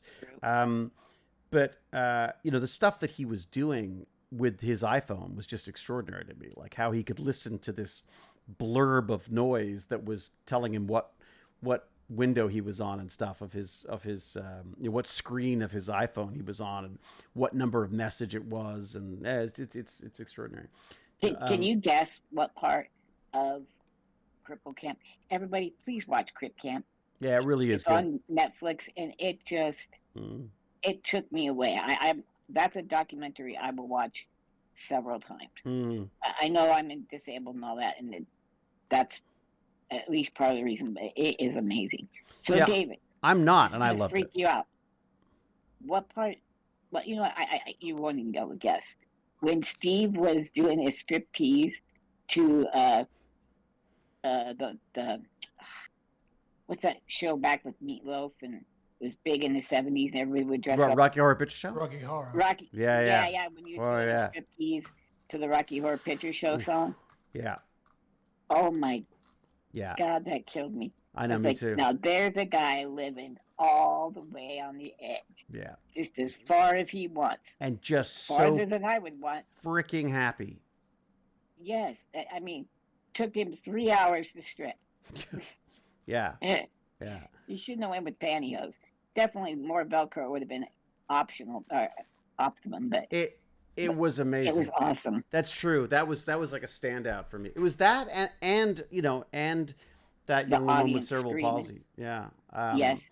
Those are the two things that really stood out to me. I mean, also just historical stuff. Like I did not know that the Black Panthers helped the disability rights movement by bringing food, to them while they were doing their sit-in and stuff. I mean, it was absolutely amazing. Do you remember the little guy in the wheelchair who was pretty crumpled up, and he would be smoking cigarettes and Oh yeah. dropping philosophy? Yeah, like this is how it Yeah. is, kids. Yeah, Yeah. he was, but he's like 12. Yeah. Yeah. He's like, Yeah, he yeah, was interesting 16, too, wasn't he? 17, smoking, sitting up higher Yeah. than everybody else, looking up at him. Let Yeah. me tell you, I You love know, that. Oh, I worked with the DOP of the director of photography for the Rocky Horror Picture Show. Wish I could remember no his name. way. Remember his name now. He's amazing, British guy, the most conservative-looking British guy. Apparently he was given one of the red stilettos as his as a gift from the cast. What was his name? Wonderful, wonderful British guy. You don't, not Richard O'Brien, the writer. You mean the No, the a director? cinematographer. Yeah, he was. Let me see. Look him up right now. Who directed that? Horror. Jim Sharman was the director. Yeah, but You this is seem the- to know this pretty well, James. I love Rocky Horror. Oh, it's It's one of my fantastic. favorite. Fantastic. It's one of my favorite movies of all time. Oh god, it's brilliant. Absolutely brilliant. Come on, where you go? I'm looking. Tim Curry is the man. Peter Shusitsky. That was it. Peter Wait, no, Shusitsky directed. Was a cinematographer, so he was responsible for the way it looked, which is brilliant unto itself. He would have been early days for him, I guess. He works with Cronenberg all the time. I met him on a John Borman film, and he's just the loveliest, most conservative, soft-spoken genius. And I just in passing one day at a party, he mentioned that he was the cinematographer of Rocky Horror Picture Show. Yeah, I thought was interesting. I remember my older brother like getting ready every Friday. Oh, And really? he'd have like a brown bag. This is before he turned to other life of crime. extracurricular activities. For a life Right, of crime. right, Yeah, right. yeah. So yeah. he's like 16, and he would have a brown bag, or like a grocery bag, filled with all of his props and things he would throw. Or Really? Toast. during, Yeah. yeah. I'd like to propose a toast. Toast. Yeah. And then you throw toast, yeah. Yeah. They had all kinds. There was just something during every part that they would do, act out, or people would go up in front of the screen, do things. And I tried to get it was Baz to suggest interesting. Rocky Horror Picture Show for his junior school play. I just thought it'd be freaking that would be hilarious. fascinating. Just hilarious to watch a bunch of, grade sevens, I guess grade sevens prancing around to that. You know what I mean? But It would it's be just, awesome, though. it's so brilliant. I'm entirely with James on that. It's just such a brilliant film. Did you ever watch Shock Treatment? There was a sequel, attempted a sequel. I No. haven't. I know it exists, but yeah, I don't think I've seen it either. I've always avoided it. Yeah, me too. I 'Cause just it's- thought like it's just gonna be. I figured if it was good, I would have heard more about it. Yeah. Yeah. We need a new Rocky Horror Picture Show. We need something not a You know new what we Rocky Horror. do? We need something like that, if that makes sense. What if I'm starting to think the not a movie reboot? places, movie studios need to go, okay, here's $10 million, make me a film.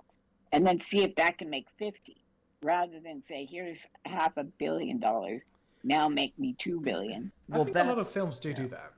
I think that there's a huge it's back because of the streamers, I guess, that those films are being made again. But for a while there was you were either making a movie for 1 million or you were making a movie for 100 million.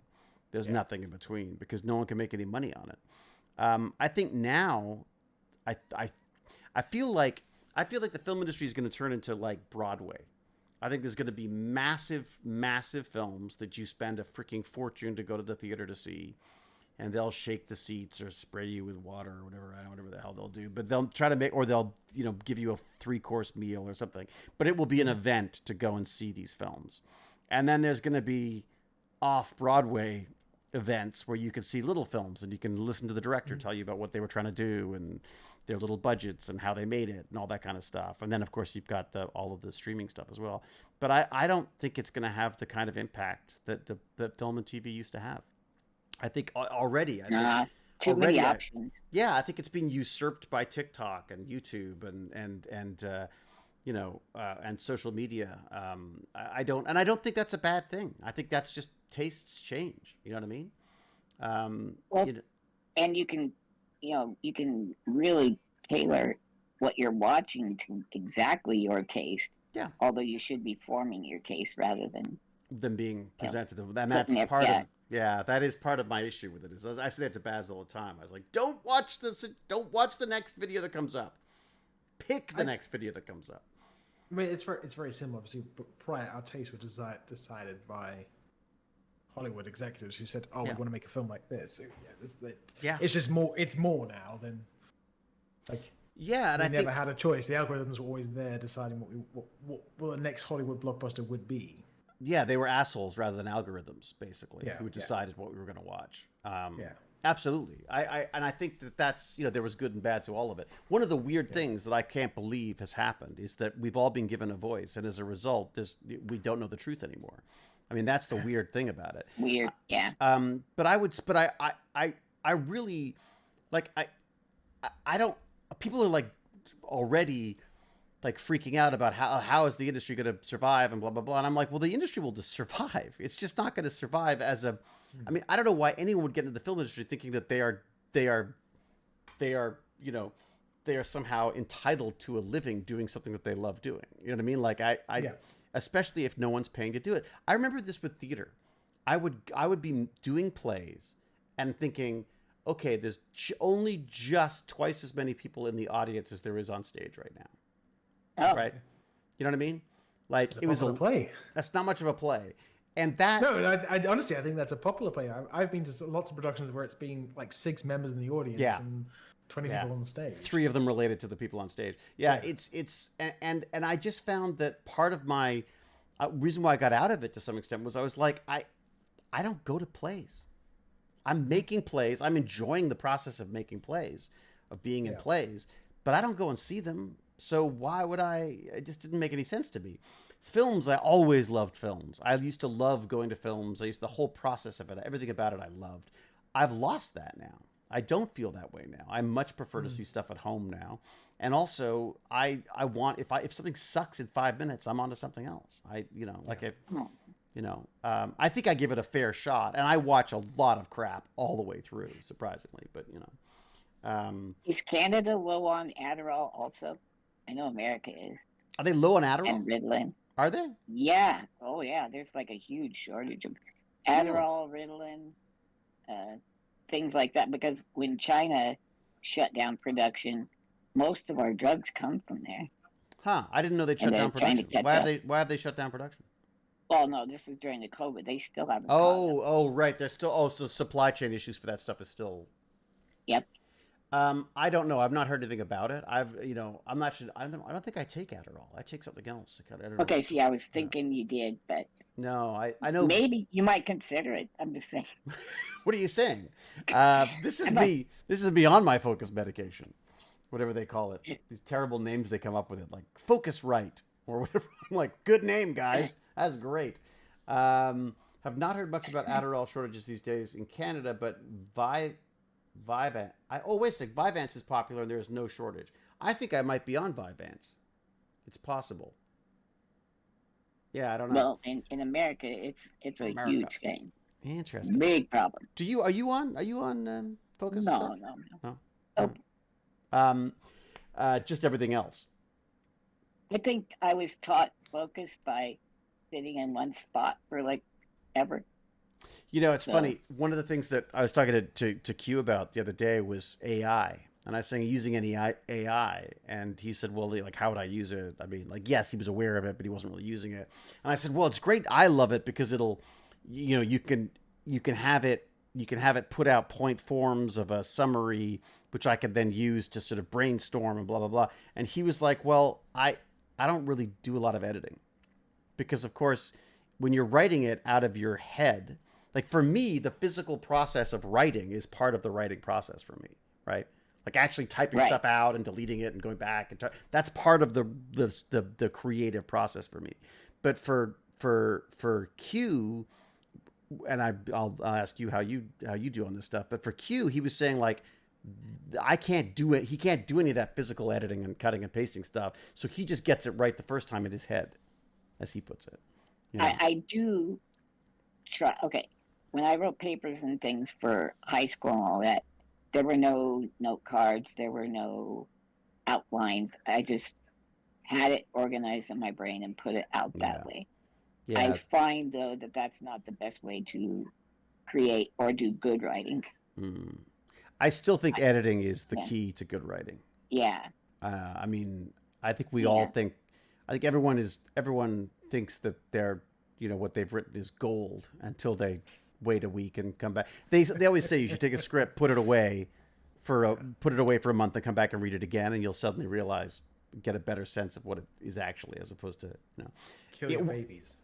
Kill your babies. Yeah, absolutely. Yeah. Which is sort of a writer's trick of like, there's things that you think that you're so enamored with, you love going into a script. You're like, I'm never going to lose that. That's the best thing in it, and you realize that that's not necessarily the case. The Kurzgesagt scripts, they'll typically start off as like 3 pages. That'll be after I've done like an initial draft, like basically hitting all the notes I want to hit, all the facts I want to have in them. And then I'll go through that and I'll try to get it down to 2.5 pages. Right. Because they're about 2.5 minutes. No. Then it has to be about 2 pages at the end. So then I'll rope in Philip, the CEO, the main guy, and say, here's the script. What do you like? What do you not like? And then we go through and basically, jokes get cut. Other, I always fight to get my favorite joke in, but it is brutal to go through this word by word and just like destroyed, eviscerate. Yeah. And then the worst part is a couple of times the fact checkers come back to me and say, "Oh, so can we fact check this?" It's like, I didn't write that in the end. Like that was someone else wrote that section. I don't know. Yeah, I wasn't wrong. There was someone else was wrong. Yeah. The funny thing is, I feel like this is the reason why established, brilliant, Oscar award-winning writers and directors make crap later in their careers, because they don't have someone saying, "No, that's stupid." You know what I mean? They don't have a nose. Oh, is that what happened? I think so, and I think George it happens with Lucas, like. Don't even. Yeah, I mean, well, what are you going to do? Like, if you've come up with a franchise that makes billions and billions of dollars, no one's going to argue with you when you say, like, I want to do the 3 prequels and make it stupid. You know what I mean? Like, yeah. I mean, it's. I get a feeling his wife. They said she was like an editor and all kinds of things, and the person he bounced these things off of, and I'd remarry her if I was him, because geesh. Well, he's not. You don't think she's? I mean, Jane is amazing at saying, over here, David. Like, I think that's a bad idea there. Like I think you need people to question you. Yes.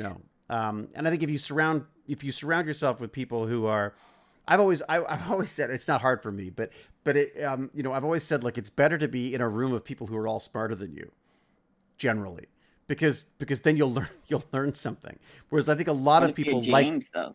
But then James is a whole different then you're thing. not you're in a room by yourself. He's an AI. He's not even real. I just sent him. I sent him a coin. It was to some data center somewhere, I'm sure. And then he sent you back a thing, a little note says, "Oh, this would be wonderful if I had physical hands." Oh which man, to manipulate it. The Rion Pyros is saying that the prequels aren't that bad. Do we just ban them, or what do I do? I don't know what I do with that. They probably have enough problems without getting banned. Also, That's true. I would ask them if they don't mind answering, how old they are, because there's definitely an age. Oh, that's true. Yeah, you know what? It's true. I'm being a little unfair, because the reality is, I saw Star Wars when I was 10 years old, and I thought it was the coolest thing on the planet. I mean, I just thought it was the most amazing thing ever. And I imagine if I saw the new, I think I still would have hated them. I'd like to believe I'd still. Now, 42. Okay, then you've got no reason, Rion Pyros. That's not. Yeah, I'm teasing you. He was an adult when he saw. He should know better. The prequels, right? Yeah. Yes, definitely. Was he? No. Well, wait a second. In his 20s, 30s. Well. Yeah, 20 or 19. Yeah. I really look. I understand. Here's the thing. There's an audience for everything. That's the weird, crazy thing, is that it could be an audience of 10, but it's look, how many people do we have here today? 70. There you go. You have an audience of 70 or 70 million. You know what I mean? 69, 70. There you go. Who knows? There you go. Yeah. So why do you think the film industry's dying? Like you said this earlier. Like what's Yeah.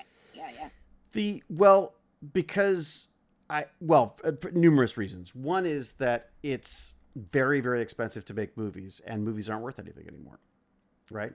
It's movies are made for hundreds of millions of dollars, or tens of millions of dollars, or even millions of dollars, and then who do you sell them to? Who's buying them?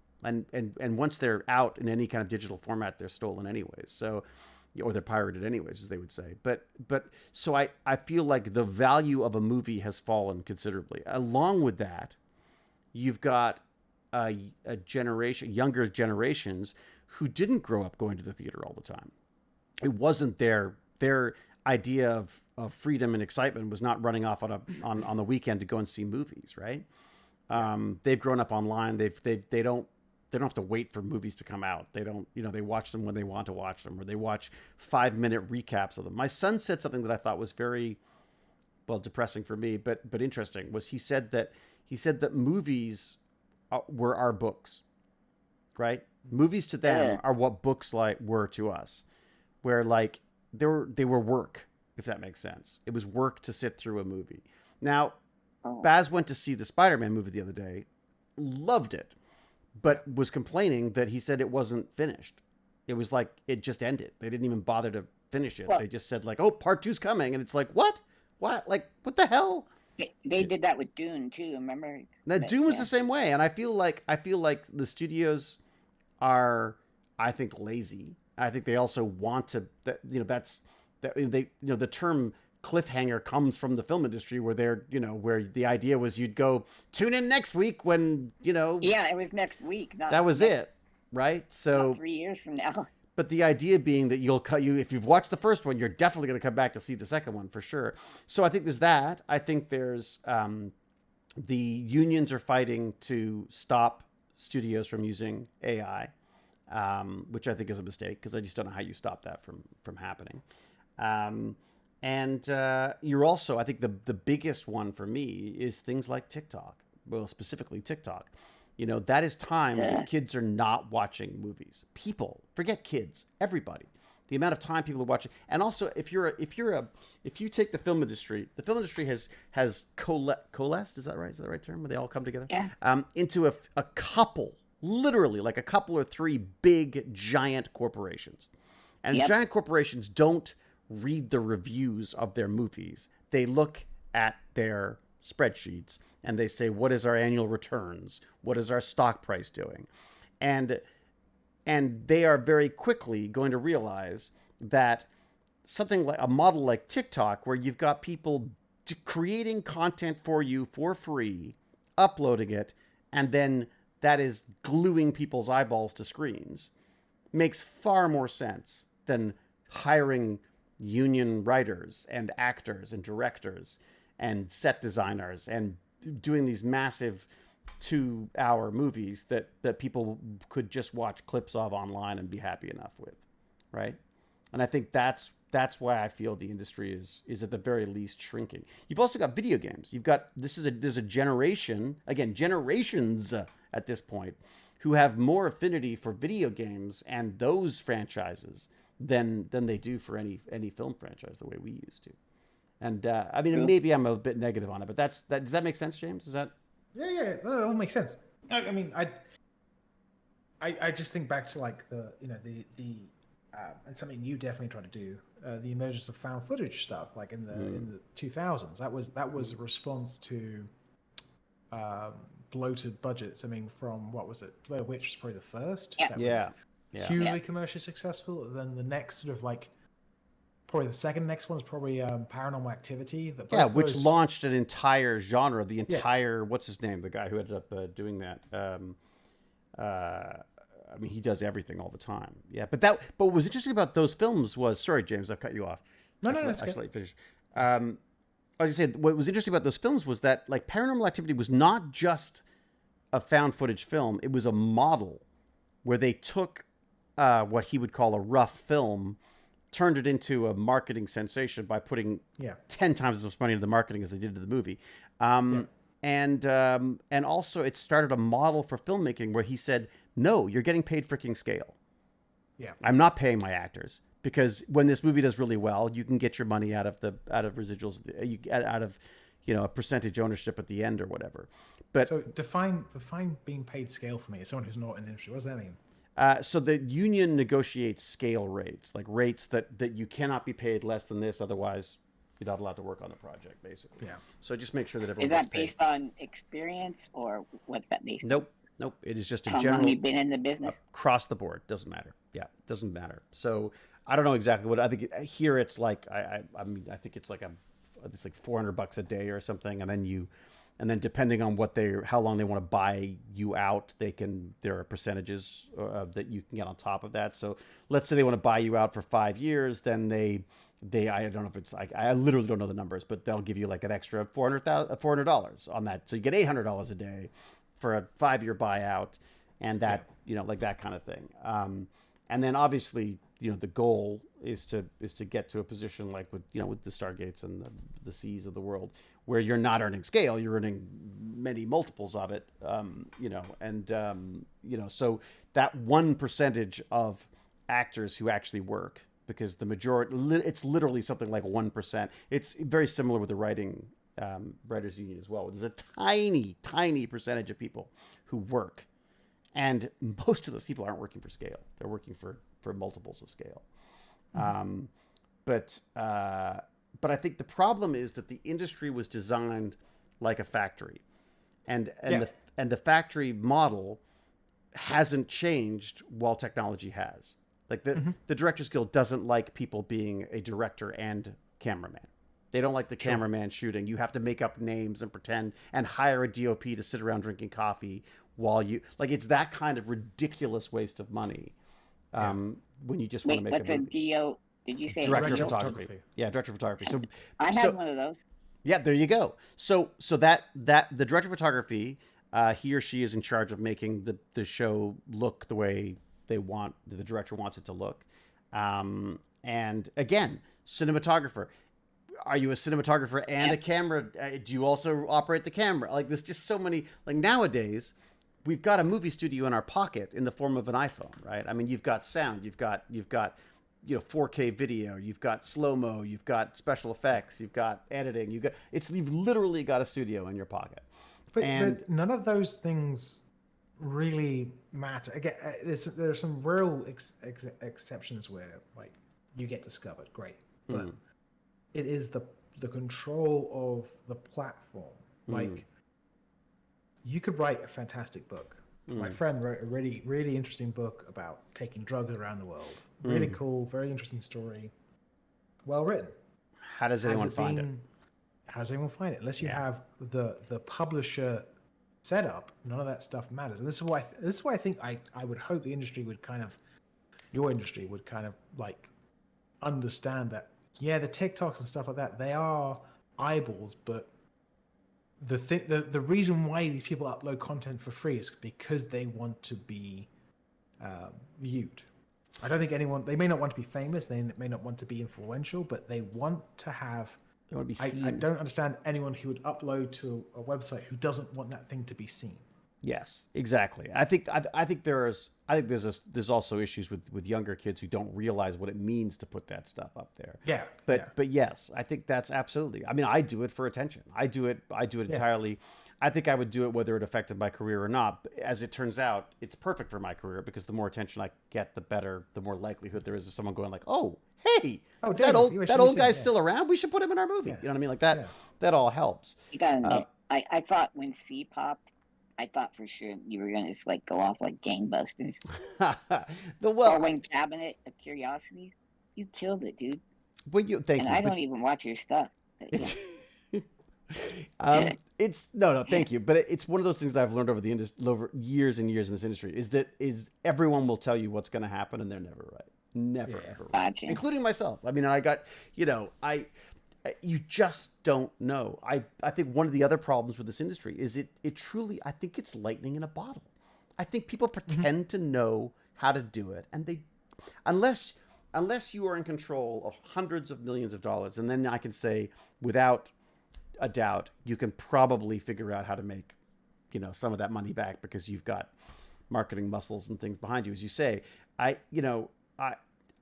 This is the problem that we've had with publishing, with and you've seen it happen with Amazon, where there are these wonderful stories about people who self-published and became incredibly successful. And you know, one of them has got a show on Apple TV now called Silo, which was I can't remember. I want to watch that. Can't remember the fellow's name, but he did a Hugh Howie, maybe. I'm not sure his name. Hugh Anyone I Lloyd? know, I know that guy. anyone I know is Andy Weir, the self-published guy. Oh, was he self-published as well? Andy Weir was, yeah. The Martian was self-published originally. Oh, interesting. I didn't know that. I when I got it, it was like a properly published book. Again, so here's the thing though. He'd been writing for like 10, 15 years by that stage. Yeah. And had a large self-organized following. Like not huge, but he had a fan base that meant when this thing came out, it was ready to be disseminated. These guys are smart marketers. And this overnight success thing doesn't exist. It just doesn't exist. I truly believe that even if it is the first time someone's seen you and you get famous, you still had to learn whatever the skills were necessary to get to that point. I think I shouldn't say it doesn't exist, but I would say that the reason why people succeed with these so-called, overnight successes is because they can run with it. If you haven't done anything else, if it truly is an overnight success, then no one cares because you've got nothing else to offer, right? Mm-hmm. But again, I think, yes, a lot of it is about getting attention. It's one of the reasons why I struggled with social media, and that I still wonder whether I'm making the right decision by not being on social media as much, because for a while there, they were asking you how many Twitter followers you had when you went to auditions and stuff. So, the other thing I love about the film, about the idea of the film industry collapsing to some extent, is that I want to make little movies. I want to make little movies. But what is stopping you from making little movies? Like, there's a great term called the pig, the producer's pig, the pig triangle. Did I say this? It's a great story where, little movie being made, director goes, I want a pig to walk by on the background of this scene. And so the assistant runs off and comes back and says, so the producer says it's too expensive. He's like, well, how expensive is it? It's a pig. We're in a farmyard. Let's just get a pig. What's the deal? Producer comes in and explains, well, if you've got a pig, you need to have someone who handles the pig. You then have to have insurance because you've got an animal on set. You then have to have an animal double because in case there's a problem with the first animal. You then have to feed the animal. You then have to put the animal somewhere. You have to transport the animal from wherever they are to wherever they're going. You have to, et cetera, et cetera, et cetera, et cetera. And the idea is that every decision made in a film costs money. And when you're dealing with, like, even just sorting out scale on a movie, there's paperwork. The union will let you work for scale, but that production company you're working for has to put down a bond for the entire amount for every actor that they're using, basically. Right? So let's say you've got $100,000 worth of actors that you need to pay at the end of this deal. Well, you need to put like a, whatever it is, a $50,000-$60,000 bond down right off or maybe even 100. I don't know. Jane would know this better. We should get Jane on to talk about this at some point. Yeah, no, I was going to say, let's get the expert. Yeah, because she knows this stuff. And it's so funny to talk to her because it's almost depressing to talk to her because she'll talk you out of things because she's going like, well, yeah, but okay, so what? You're shooting up in the middle of nowhere and it's going to cost you nothing. You got to now transport people. Now you got to find people place to live while they're up there. So there's it's expensive. People are expensive, right?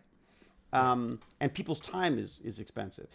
And if you do it without things like, there's a thing called errors and omissions. If you don't have insurance and a company to check that stuff, you could have a movie that you can't release because it's got branding in it that you can't use, or it's got a song in it in the background that you can't use, or, you named a character something that can't be used. There's so many things around it that make it so much more expensive. It's one of the reasons why I love the idea of animation and metahumans. It's like, could you just create something, without any of the concerns of this real life nonsense, Do you think intellectual property got too crazy? I feel like it got too crazy. I Like, where think they're lawyers trying to- have a tendency to make things as complicated Yeah. as they possibly can, and I think there's legal and look. I'm not down on unions. I'm not down on lawyers. I just feel like we've become incredibly Fine, litigious. You can be down on lawyers. It's fine. They don't care. They Um, don't care. yeah, it's I mean, everyone needs a lawyer until you need one. exactly Right. and talk about AI. No, you still have That's them. something that's going to get lawyers are going to be. I don't know how they're going to get away charging $500, $600, or $1,000 an hour, or for their skills now that AI is in the mix as well, right? So when I think of short indie films now, Thank you, Babylonia. I almost exclusively think of YouTube channels that make cool, interesting movies. Was it Federator? What was the one that used to do? Oh yeah, like- yeah. But I mean, almost exclusively, all the people I used to know who did those stuff have now gone into quote unquote the industry. Right, Because right. someone saw them and said, "Hey, you're doing great. Come work on here. Come work on this huge project with me." And I wonder if people are going to go back to just like, you know what? I can make a movie, a 10-minute short movie that says something that I want to say on YouTube, and I'll enjoy it. But you'll get no money unless you already have the audience. Right. Or if I guess it could generate an audience after a while, eventually. Sure. I mean, they all do organically in the end, right? Well, and I think that's what's sort of so fascinating. That's why I'm so fascinated with that whole aspect of it, is I feel like you could do that. The problem is, in order to continue that, like if you want to do that as a job, how on earth do you make credible, useful, entertaining, quality content on a weekly basis, which is what you need to do to feed the algorithm? I think part of the problem is I think it's feeding a machine that it's easier just to get on and say like, I hate black people, and then everyone gets upset and you get huge ratings and there's a big uproar, and like outrage has been monetized. Coke money. Yeah, go ahead. Right? But so okay, just to get back to, I think the Assassinate thing you made with your sister, like I thought that was fantastic, and it was fairly well watched. Like, yeah. Why not do something like that again? Why not do, that's what we should be doing. Absolutely. Yeah, I agree. Yeah. I think you particularly are in an interesting position where what is the Tech Bandits Patreon now? Like, I don't even know. Not to use the money from the Tech Bandits Patreon, but no, but just it gives you an idea of audiences. In terms of your reach and stuff. If you had Kate is his sister, right? allegedly, it's about $500. About $500. Yeah, I mean it comes in, it goes up and down, mainly down. Yeah. But you could. Yeah, I mean I think this is the thing. So sorry, you and Vincenzo could probably put together like 3 5-minute short films of cool stuff, like Cabin Curiosity, but like. But Vincenzo wants to make big movies. Okay, well, I was using it. No, but it's interesting though, because I say this to my friends all the time. I'm constantly saying like, let's just make something for nothing. Let's go, let's do it. Yeah. But they've done that. Yeah. And I think there's a certain kind of a, I guess it's a bit like going to a minor league university instead of having your own lab at a, you know what I mean? Like, I feel like for me, I love it. If I could make a cottage industry out of making little tiny movies, I'd be the happiest man alive. Dog's Breakfast was the most fun I ever had. I spent my own money on it. Sure. And I've never made more money in my life out of a movie. Not out of a movie. Yeah. Sorry, that's not fair. I've never received so much money back from the distribution of a movie than I have with that. So why wouldn't you make Dog's Breakfast 2? Not a sequel, but like why wouldn't you make that type of movie again? Debugged. I think you fell into that trap where it's like, well, I've been offered $1 million to make this film. Yeah, I can do this stuff, and then you, as you said, you found out, well, actually, what you can afford with 10,000 and $1 million really isn't that much different, because as soon as you get to that level, you start getting, everyone starts ramming you for cash. And there's a whole slimy aspect to that as well, where you've got people getting overheads, and it was just yes, I absolutely. So I have 2 projects right now that are literally what you're talking about. And the idea is to try to come up with a way of doing, but they're both features. So, so again, I'm in a union. So right away, I can't be in anything I do without incurring all of the union issues. Right. Right. So, you know, look, there's a part of me that literally wants to bail on all the unions and just go completely non-union and just make my own stuff, whatever I feel like. That would be, there's a part, but that means I can't do Guillermo del Toro's movies anymore. I can't, you know what I mean? Like that, it takes out that's my bread and butter. I'm cutting off my nose to spite my face. But if you upload something onto YouTube, are you in violation of union stuff? No, that not yet. Although they are working on that. They would like to unionize that as well. Unionize is the wrong word, but I think they want a piece of that. You know, I'll give you a funny example about that. Was like, you know, I have an agent who represents me for appearances, which I never do anymore. But and wants to have a percentage of any cameo that I would do, and I'm like, why would I? That doesn't make any sense. Like that literally makes no sense to me at all. But so the industry is all looking for things. How do they? You know, no, look, I'm making excuses to some extent. The reality is I think you're right. We could be making little things that you could put out there. The advantage of Dog's Breakfast was I was working on Stargate. So I had access to a crew, I had access to equipment, and I had access to a network. You just said, if you'll return to your earlier testimony, in your pocket you have an entire film studio. Yeah, and I think that's the difference. I mean, that's the difference. That's what I would like. That's what I feel like would be. That's where the power lies to me. Is like if you can get he trapped you. No. I think he's absolutely right. I wanted, when I was doing Dog's Breakfast, I wanted to use little video cameras, but because we had access to all this equipment, in came these big cameras with snorkel rigs and all this. And I'm like, I just want to put a camera in the bathtub. You know what I mean? So it's the pig. It's the pig pyramid. Things just get more and more complicated as you go. With debug was supposed to all be found footage. It was supposed to be done on freaking GoPros. In an old factory. And as soon as you lose control, basically. So you could make that debugged film. You could make that found footage thing fairly easily. Yes. And I have a really fun one that's based on. There's a show I've been watching I should probably be sharing this, but there's a show that I've been watching an awful lot of now that I've got my motion sickness glasses. Is Alone. You know Alone? Yeah. Oh, I love that show. Oh my God, it's the best. And invariably by like episode 8, they've gone nuts and they're talking to each other. Like they're basically talking themselves out of winning whatever money they've got.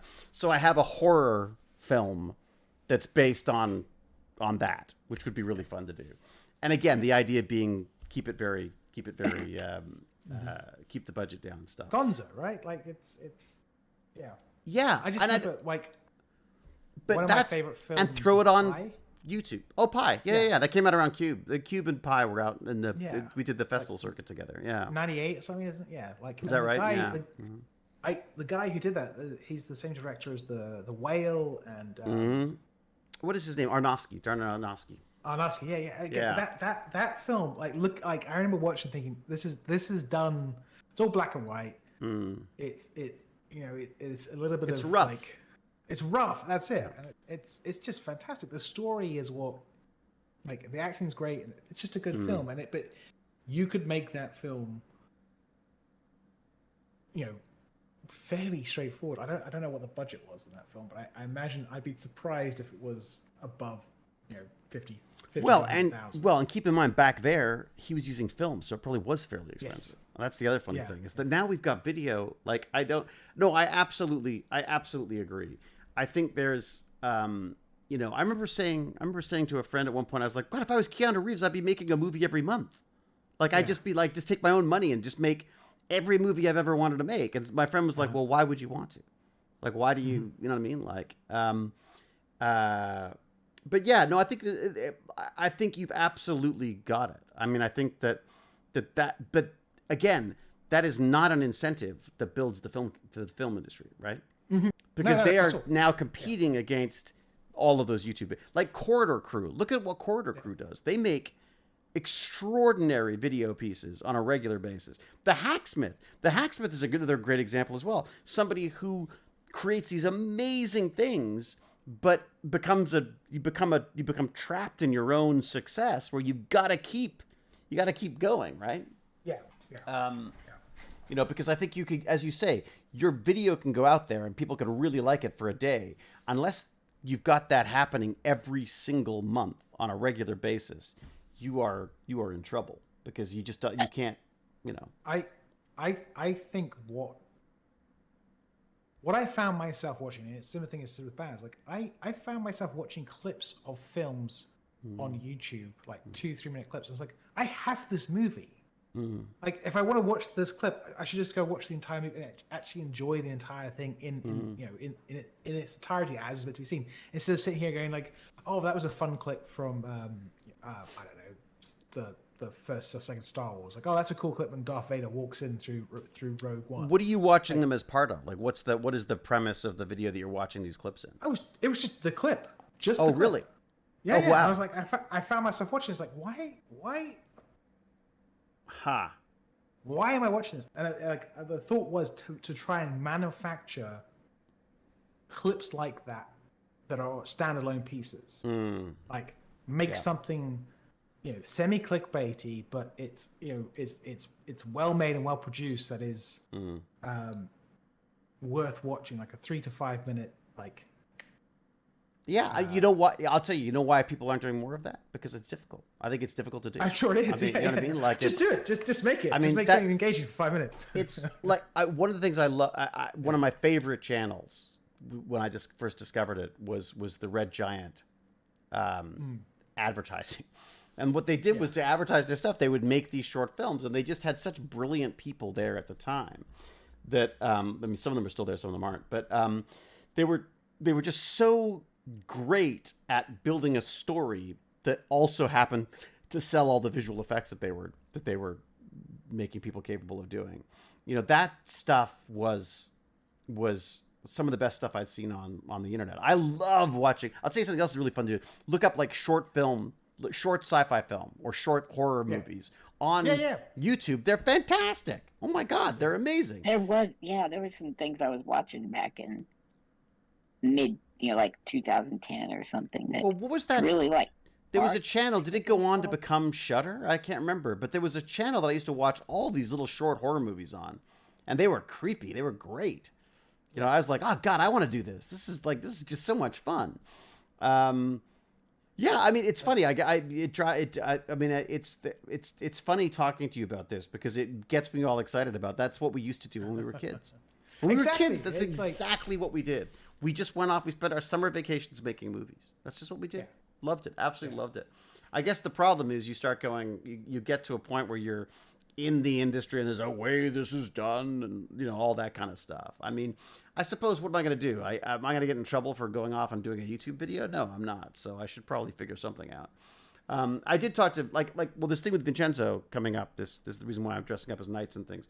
Like, that's going to be fun, because while it's a photo shoot, no one's getting paid for it, but it's we're doing it because we want to. It'd be amazing if we can make a real movie out of this. And I said to him, yeah, go ahead. Vincenzo gets a really great deal out of you. He can say, I need a pig walking in the background. Exactly. And I say, you need two of me and a carrot and somewhere to put me, and you got to feed me. God damn you. Damn you for bringing me around to that. Oh my God. The assassinate. Blow your eardrums out for free. Oh God, he's had so much fun. I want to hear a lot more about Assassinate, because it was one of my favorite YouTube things to watch. Really? You made it. I loved it. I thought it was great. Wait, what was it? Assassinate. It's David and Kate. It was so simple. I literally said, what is the simplest possible way I could write something to do? And then, but it's also working with my sister. Then my sister wants to write episodes. And I'm like, shut up. It's all that stuff. Actually, I think she wrote a pretty good episode. Actually, we never filmed it. Now she's too big for you. We were in different countries. Yeah. Like I was in the States and she was in Toronto, so she would film hers, I would film mine, and we'd do them together over Skype and stuff. I guess my issue with that stuff now is that I've just seen it a million times now, right? Especially during the pandemic, it happened all the time. People were making these little movies about people in Skype chats and things. But I know what you're saying though. Something simple, funny, silly. Look, I started playing with this whole idea of like a grumpy scientist thing, about the whole idea of like, what if I told my favorite news story of the day, science news story, on your shorts, in the shorts. Yeah. And that's weirdly, that gets more views than Wait, these do. you doing that, or you have done that? I've done just a few. Yeah. Lately? Just to play with it. Yeah. Yeah. Dadgummit, buddy, I feel like it's such a bad friend. No, God, no, not at all. Look, I do it. I'm just experimenting with it. Like I'm experimenting with different formats because I'm like, what do I like doing? I like making an idiot of myself, and I like news, and I like science and tech and geeky stuff. So how can I write something, or how can I do something that, and I don't write, I just perform. So I will do it 50 times until I get something that looks, that I somehow managed to spit out all the things I wanted to say, or most of the things. Like I suck at it. You just see the last one. But the idea is like, I love doing that. Absolutely love it. Because I get to act. Are you throwing these all on one channel? They're just all on the same. Yeah, they're just all on my YouTube channel. Yeah, this is a problem. You need to make a few different channels because you're killing your algorithm stuff like that. Really? How does that work? The thing is, it doesn't matter. Like, it does. It does. As far as discoverability. It doesn't matter. David doesn't have a problem with discoverability. He has. I'm going to sound very PR for a second. He has a recognizable name. He's been in the industry for many years. David has a fairly well subscribed YouTube channel to start with. I think it's like 50,000, maybe less. It's only 40. But yeah, 40. Yeah. Okay, so but you're above 10,000, so you are available for monetization. You're probably getting pushed to people. You have a recognizable name, David Hewlett, Stargate, Rodney McKay. There are several ways that David can be found.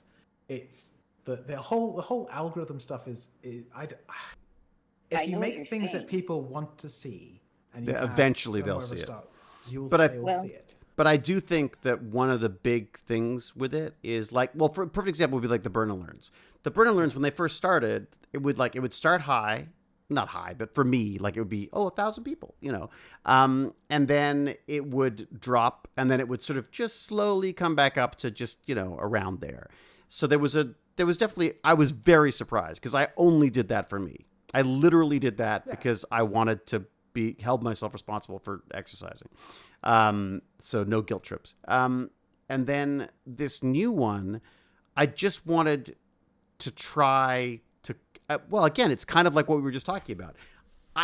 I love making things. I love it. I wanted something that would be as simple as possible. There was no reason why I can't do that. Right? So that was the purpose of that. I would love to, what I'd love to do is like start with this. So I give you science news, one little science story that is in a, fun, snarkastic McKay kind of a way.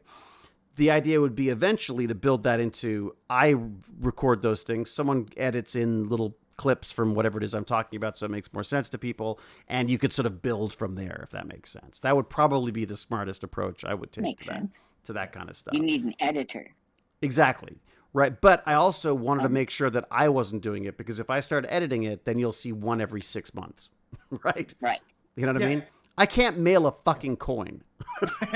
You know what I mean? Like so I need something that is like so brain dead simple for me to do. I grab my phone, I shout into it for a minute. That's the other thing I like about it, is a minute, right? I don't know if you can go longer, but it's a minute seems to be the goal of this thing. Yeah. But you know what? I find myself in a strange position. I think James is wrong. Really? What do you got? What's your take, Lance? It is, he's right. You do have a name, but I mean that barely is getting you enough work. Yeah, if even in you the film have- industry, that's not enough. Yeah, right, exactly. in Yeah, the yeah, industry that you're accustomed to, yeah. and you know people, Mm, the algorithm is going to just serve that right up. They're going to get it whether they want it or not, and then find out if they do or don't like it. mm. Relying on people who already know you, I don't know. But all the great streamers, Charlie say, I know, and he's not that entertaining. I like him. He's a very nice human being. He's great. He's And the reason like, why Twitch is dead. Apparently, I think that's what Baz was saying, was that Twitch is dead because of. I can explain it to you, but we'll get to Oh, can this you? one Okay. first. All right, great. Okay, so, but he What are the has, kids like, saying, 3 Lance? different. Charlie has 3 different channels, or whatever you want to call it, and he keeps the shorts, the longs, and then the medium contents all separate because the algorithm will treat them all differently.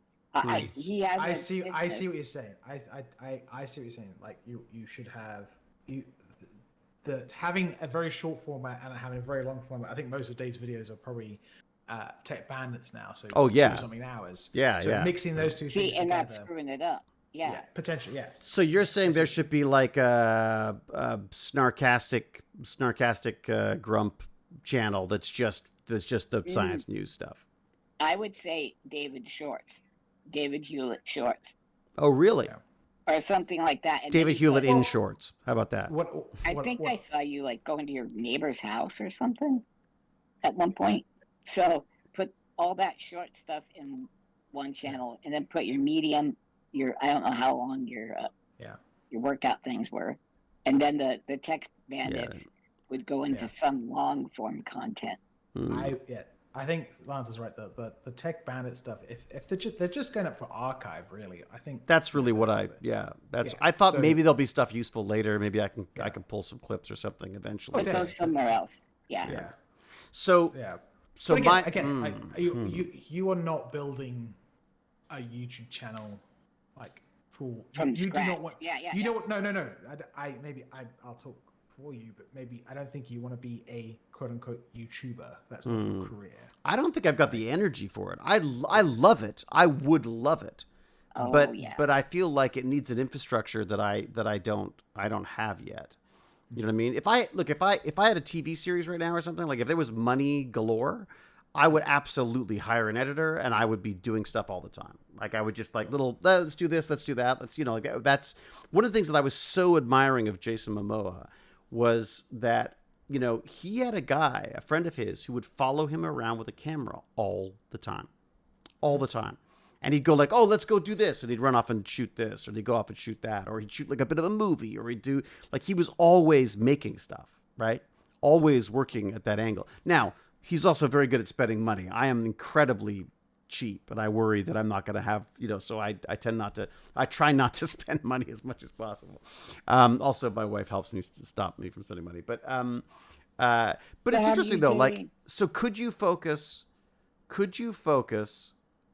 on, I mean, that's an interesting thing. Like, could I take what I'm doing and say, okay, I'm going to focus in on, let's say I just focus in on the shorts, and I do a short every single day or 5 days a week or whatever, or do you do one a week? Well, I don't even know what's best in the way of the algorithm Ricky stuff. Berwick puts out 7 a day. That little guy in the wheelchair. Yes. I try to enjoy his stuff. Well, I understand, but I mean, how does this? He is shotgunning the hell out of it. I mean, Right. like he'll do 7 a day, and every 3 weeks he'll put out something that makes me chuckle. Yeah. But I mean, he is always going. He's got tons of followers. It's amazing. Well, and I think that's definitely a mindset as well. You know what I mean? Like, I think I think there I don't are know people. how he does it. I think there are people who look at Casey Neistat. Casey Neistat was making a freaking art piece every freaking day. Yeah. Like, his stuff was gorgeous. I don't know how he did it. And he didn't, because eventually he's like, I'm burned out, I'm done, I'm out. I'm done. Yeah. Right? Yeah. And he was making shed loads of money in the process, right? Yeah. He was also at a time, I think, when you could make money doing this stuff. I think the other problem now is that everyone wants to. This is what, like, it's like, what are your skills? I feel like I feel like anybody can start a YouTube channel. I'm not saying that anyone's going to make a YouTube channel that people are going to like, but again, kind of like the film industry, if you make those little YouTube videos and 10 people watch, and there's 100 million people all making their own little 10 audience channels, then That's my not God, the way it works out. But yeah. it's not. No, I think most people. I think again, like it's like the Charlies of the world. It will all aggregate like a bend in a river. Somebody's going to be that thing sticking out of the bank, and then everything gets caught on that. But the other issue with this stuff is I mean, I think there are, again, like, there were people who were broke a week after Stargate wrapped. You know what I mean? Yeah. Like, I could see that. We're not planning ahead on this stuff at all, who's spending the entire time. And I'm a very lucky guy. I had Jane, who was much more Welsh about these things. So, but there's... I see what you did there. She's her dad used to joke about being Welsh, and he would say that Welshman finds a bill and pays it to get the discount. But so Jane is very good with money, very, very good with money, and that's why she produces. I mean, in fact, I would argue that she's, as much as she loves the art side of producing, one of her abilities is so rare in the film industry, and that she's actually, good at the business side. She's good at making sure that dotting the T's and crossing the I's and all that stuff that I would obviously get wrong and just did. So, you're funny, dude. You have, I don't know, I think you got a lot of stuff that you could catch on really quick. You'd have to do it on Facebook too, probably. Well, I did start posting stuff on Facebook as well. I refuse to do TikTok because I'm sorry, but that is literally, that is a system for communist China to change the road brains. I really am. I mean, I know that sounds like conspiracy theory nonsense, but if I were them, that's what I would do. Literally, it's what I would do. I would feed my country videos about how important it is to work hard and the things to learn and how exciting education is. And then and my enemies, I would send videos of people, flossing. Yeah. That dance, that floss dance. Yeah. I mean, that's it. If you want to relate this all back to Tech Bandits, again, you can make a 2 to 3 minute video sci-fi film of the thing you found most interesting in that week's newsletter, and then and do so you make the video, and you also make a behind the scenes. Like, again, one thing people like on YouTube and TikTok and all these things, being a part of the process. Exactly, and the parasocial relationship, and seeing someone talented do something well. Like, that's why. Where am I going to find someone talented to do something, James? God damn it! I'm available.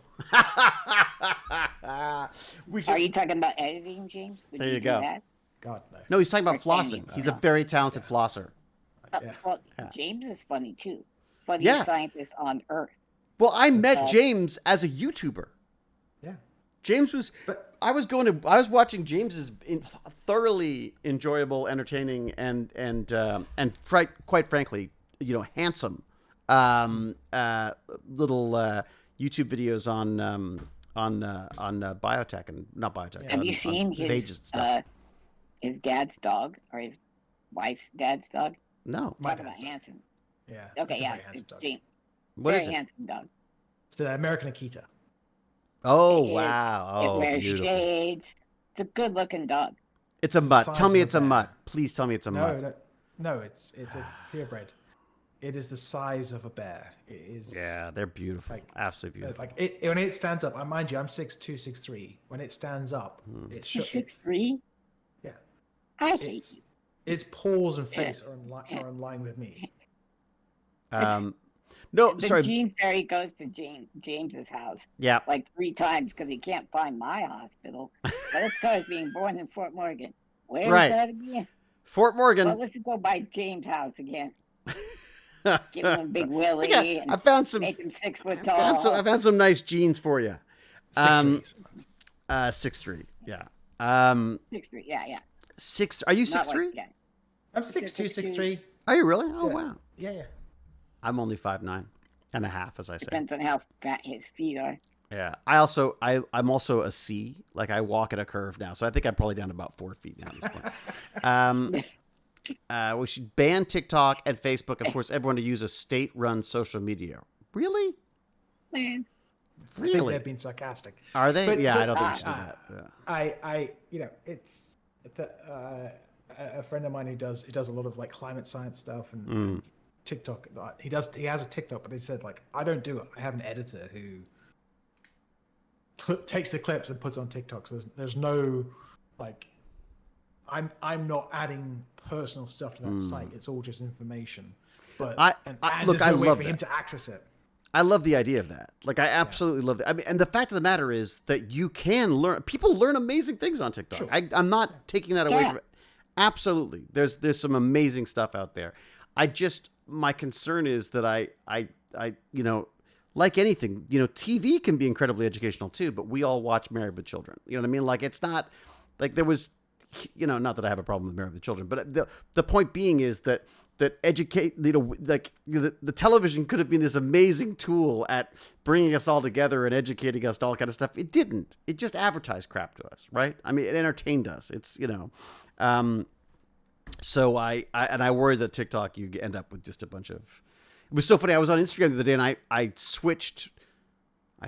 I never used Instagram, but I somehow, I guess I changed my tab and I was like, Baz, why are there so many large-breasted women on this page? He's like, what? And he came in to look and he said, well, it's because you're an old guy and they just assume that's what you want to watch. It like- literally happened to me this morning when I went onto Instagram. I went to the wrong page and I went to search. Oh, is that what it was?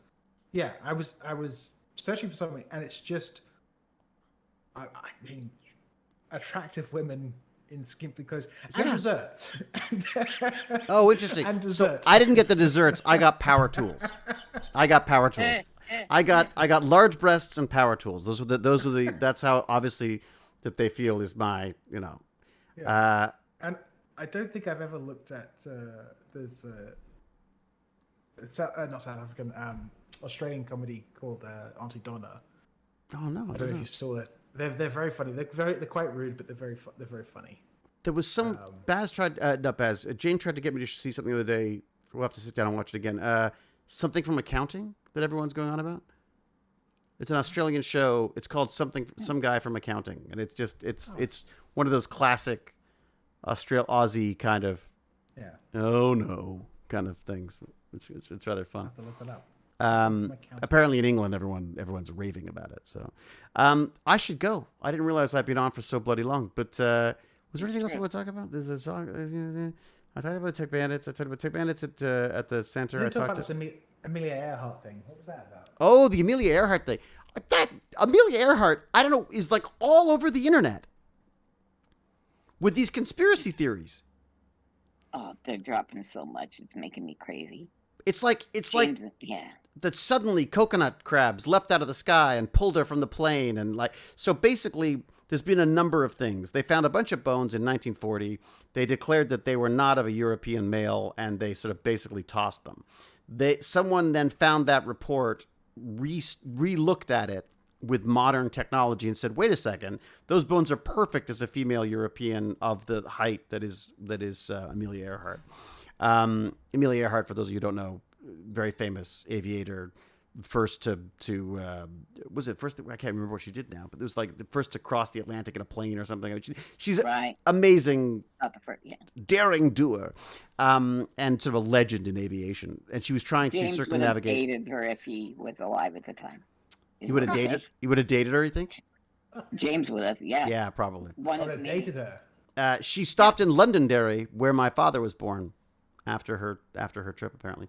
So she was trying to circumnavigate the globe, and literally, as she's pulling up to the final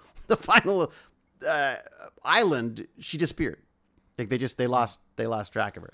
So everyone thinks they've got a different theory on it. She's alive. She's alive and started a comedy club in L.A. She's everyone has different stories on what they think has happened to her. But one of the theories that's got a lot of traction of late, like partially because of a National Geographic special, is that these bones were found on this beautiful coral island. It's like a circle with a lagoon in the middle, and it just looks gorgeous. Oh. But it's populated by vast amounts of crabs, including these giant coconut crabs, which are like 3 feet across, and they crawl up trees. Yikes. Luckily they eat coconuts, but they also will be known. They are known to kill birds if they can, and they will eat each other, or they'll eat dead or dying animals on the beach. So this new theory is that Amelia crash landed on this island and was consumed by these crabs.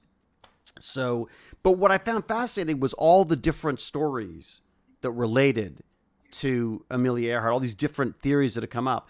And while I find it a little unnerving, all these conspiracy theories, there was something rather fun about them because they all had a bit of a science angle on them, right? Yeah. So there's the whole coconut crabs thing, which I thought was fascinating. The largest crabs on the planet. They don't think crabs could get any bigger without falling apart, basically. Basically, the physics of their biology is at the maximum. Like these are the biggest freaking crabs you're ever going to get. Land crabs. What was that? Land crabs, surely. Land crabs. Sorry, yes. The largest land crabs, exactly, yes. Yeah, because the sea ones they float around and look at the giant, those big spiny things that they pull out of the that other Discovery show. So there was the crab aspect, which I thought was fascinating. There was a whole thing on how they identified the bones and how our approach to identifying bones and classifying bones has changed because we obviously have more bones to pick from. We're also better at picking out women's bones compared to men's bones because weirdly, all the scientists were men and didn't know the difference. So, so it was harder to get a valid response back in 1940. And then the other one that I was fascinated by was they found these plates. I don't know if there's multiple or just one, but they found what looked like the plate of from an old plane. Mm-hmm. And obviously sand swept and sun bleached, and there was no identifiable marks. So they started using neutron radiography on it.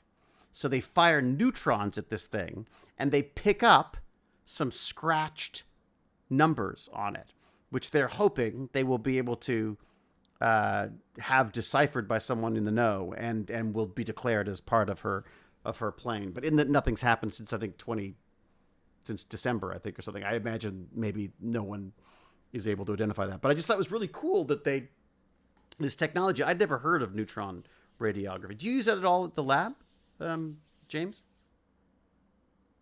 My understanding is it's just a type of like radiography. I don't think we've ever used neutron imaging. It's fascinating because it's almost like the reverse of X-rays in that it can penetrate these incredibly thick materials, and yet organic things will show up. So that one of the claims was, and I don't know if this is valid or not, but it was in one of them YouTube videos, said that it was capable of basically picking out a flower from inside a locked safe, because the way it picks up the materials, this giant safe would become transparent while you'd see the detail of the flower within. And I saw some really cool. There's a wonderful photo. I'll have to see if I can find it. There was a wonderful photo of a camera, and it was taken in X-ray and it was taken in neutron radiography, and the difference is they're both beautiful, but the detail is extraordinary. So they use this technique to do things like if they were doing metal castings of propellers or engine parts and stuff, they could look at these things and pick out tiny cracks that you'd never see otherwise and stuff. So, and that's what they used on these. It's non-destructive, of course, and that's what they've used on these allegedly Amelia Earhart's plane parts. So that was my fascination with that. It was also what I kept coming up against a wall with it, because every time I looked something up, there would be some other claim saying that this is 99% sure that these are the bones of so-and-so. And I'd go, oh, well, they've discovered. So I'd start writing about how they discovered the bones of, and all this exciting stuff. And then I'd go, wait a second. And I'd go to like Snopes and look it up. And they'd go like, no, it's not. They're claiming it's 99%, but they don't know yet. And this, that, and the other. I love Snopes, by the way. If anyone is interested, does anyone use Snopes? Do you guys use Snopes at all? I'm just saying, you do Use it more all the time. vetting than Fox News. But yeah, go ahead. That's not saying much. I think. Look, come on. I think. Probably Moist Critical does more vetting than Fox News, doesn't it? I mean, True. Snopes is this amazing site, Snopes.com. It's great. And I actually pay for it. Actually, some of your hard-earned Tech Bandits money goes towards that because it's just great. Especially kids love stories, internet stories and internet memes, and they will come in saying this is true, Yeah. and you can look it up and crush their dreams. It's great. It's great. And be the actually. Yeah. My son hates it, but I'm just like, dude, you gotta. Yeah. You can't. I know you want. I think a lot of the time it's because they want it to be true, right? Mm-hmm. The Amelia Earhart stuff. I really wanted them to have found the bones. Like I couldn't help it. I was like, I do want to do this, you know. Yeah. And then what else was there? There was there's the AI thing, which is I'll touch on because it was fascinating. They were talking about how AI, and again, I'm a little wary of this stuff too because I feel like the media loves, the Terminator. We're all gonna die. AI. I think it makes for a good story, if that makes sense. I think it's easy to play on people's fears of this stuff, and I think they do a lot of creating of fears around this stuff. I'm not saying they're not unwarranted. I'm not as worried as other people. It really is involved. When I did my speech to the Google employees after the show, Oh yeah, I was talking that Lawrence needs to build a time machine so we can go back in time and kill James Cameron before he makes AI all scary. Such a bad guy. They love that. Yep. I mean, it's true. I mean, well, Hollywood is guilty of that on many fronts. I mean, same thing with biotech. Right. As soon as you start playing with biotech, immediately everyone goes like, "Oh my God, it's the Blob," or it's like, no, that's an alien, I guess. But it's The Fly, or this. Hollywood is always big on how everything can go wrong. And again, that's kind of the fun of sci-fi. I think is that it's the first stage of engineering. You're figuring out how to make something work and what could go wrong when it does. But one of these memes that's gone around amongst the really hoity-toity AI developers is this idea of this Lovecraftian Shogoth or whatever it's called. This slimy, oily black beast with a million eyes and tentacles, and the idea is it was a little cartoon that someone had drawn of this hideous beast with a little smiley face on one of the tentacles. And they were saying, and then there was a picture of just the beast without the smiley face, and that was the original AI, but the new one has a little smiley face on it. And the point being, I guess, is that very few people understand all of the mechanics of what's happening with these AI models and platforms. But they're trying to stick these happy faces on it to make it friendlier to people. But without understanding what's happening in the background. Right. And I was sort of like a chubby little face. Well, just a little smiley face, and they call it the reason I can't remember what it was like. There was a system that they were using where basically they would say like, is this the right response? Yes or no? And it was like try to train the model by telling it what you like and what you don't like. But again, there's a part of me that goes like, is this legit, or is this truly the way people in the AI know talk about this technology? Because the only people we've spoken to seem very optimistic about it, obviously, and I guess there's a jaded part of you that could say like, well, it's because that's their industry. But I feel like I feel like, what was that? Do you think? Okay, there's some big Napa Valley guy. No, what are they called? Silicon Valley. I think they're trying to sell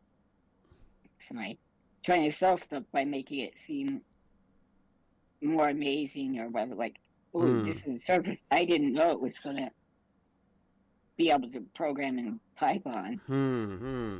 And It all definitely that. I has a don't know if that's crypto. true. It has a crypto bro feel right now. Like it feels like it's being pitched really hard. Yeah.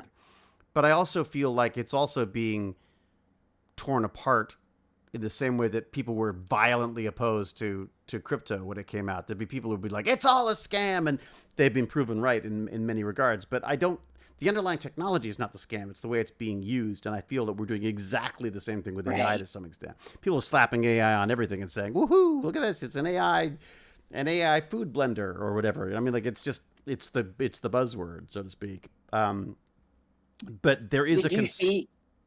Oh my gosh, dude! Buzzword. They said that the audio on that Apple Vision is audio ray tracing. What the hell is that? They said audio ray tracing. ray tracing. Yeah. What does that even mean? So they're recreating sound in the same way. Well, I guess that makes sense. If you're Yeah. able to figure out the rays of light to create stuff, why wouldn't you be able to do the same thing with audio? As much as I love my Apple, I love my Mac. Mm.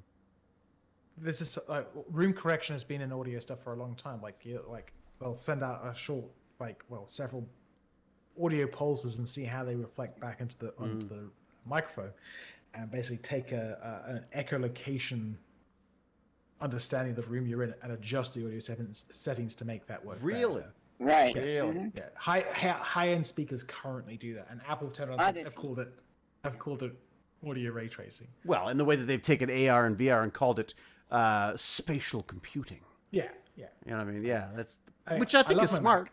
It's smart. I love my Mac too. I gotta say, I love my little laptop. The M2 laptop is absolutely stunning.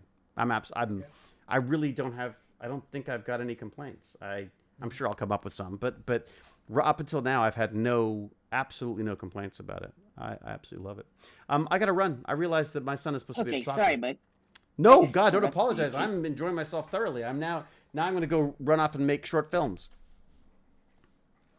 Oh, cool. or something like Well, that. so just to dive in that a second again, like how fun would it be if the tech bandits or the audience here sent you a 2-minute script and you chose the one you're going to make that week, and like, But what if they all They suck? all suck. what if they all suck? What if they all suck? Yeah.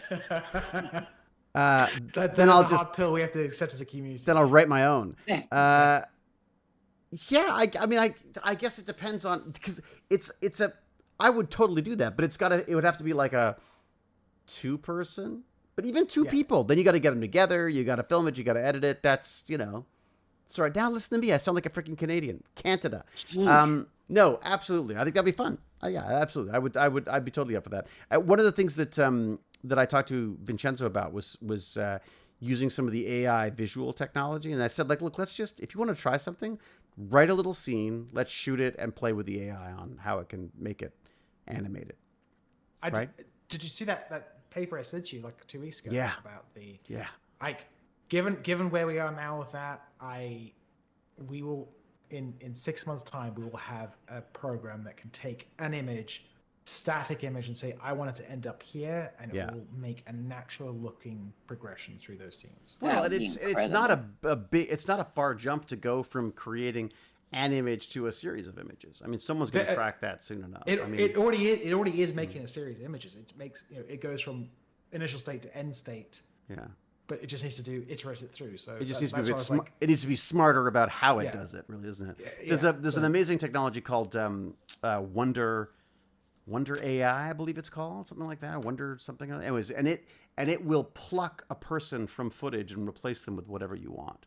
yeah. Have you tried the Photoshop beta or beta? Oh no, I haven't. Have you got? It's not as good as Stable Diffusion or Midjourney. Oh really? Oh okay. Considering it's just built into Photoshop now, it's like, okay, yeah, that's pretty cool. I'd give it a go. Definitely got some like smart paint and stuff like that. There's some things in there that I thought were kind of cool, but I haven't really played with them. It's just platform where if you have Photoshop and you It's don't just have to easier buy 'cause it's something else, there. it's just there and you use it, and it's Yeah, part of the no. workflow. Well, and I mean, I'm still loving Midjourney, as you can probably tell, in that I make Yes, yeah. I make little videos. Great. Oh God! Speaking of Rocky Horror Picture Show, I'll share those. Someone suggested No, I haven't, no. the Rocky Horror Muppet Show. Yeah. And I Oh came my up with a God. whole bunch of stuff. The best one is Gonzo as the scientist, not the scientist. What's his name? Dr. Frankenstein? The detectivist. Who was the guy in the wheelchair? The something. What's name's uncle? Wait, what are we talking about? Rocky Horror Rocky Picture Horror Show. The Picture guy Show. in the wheelchair was he was called He was like the uncle of Freddy. Freddy's uncle. Okay, I'm looking it up. Rocky. All right, here. I have to. We're not going until I've done this. Rocky. No. So the guy. Sorry. Do you mean the guy at the beginning? The detective is telling the story. The narrator. Is he the narrator? Is he the? Yeah, but he was called something. Um. I'm looking it up. Look it up. The narrator. Why- Oh, the criminologist. He's the criminologist. Yeah. Charles Gray, the criminologist. Yeah, and he I was thinking of But the best one, the best image that I came up with for that one, I came up with that I tricked Midjourney into doing was Gonzo as the criminologist, and it was, it's pretty great. There's some pretty creepy ones. I'll put them in the Discord chat, I guess, at some point. All right, lads. Thank you very, very much. pleasure. That was amazing. We got to, and also, James, great talking to you, buddy. James, let me know when you're going live. Bug me, and I can let people know, or at least watch it myself, or just know to look. Do you archive them as well? Can we watch the old ones? I don't know if they get archived anymore. I don't think I did. If you don't automatically archive them, they get toasted every. They get Yeah, which just I guess it's just the old school me. I hate that. I want an archive. I don't know why. I just feel like yeah. All right, I gotta go. I think maybe go see a football game. I'm not sure. Nice. My son is may or may not be playing, depending on what he's got himself into today. So, all right, everyone, be safe, be kind, be brilliant. Till we again, I will say cheerio and huzzah, and I'll say goodbye to you lads on Discord in a second. All right, thanks everybody. Cheers.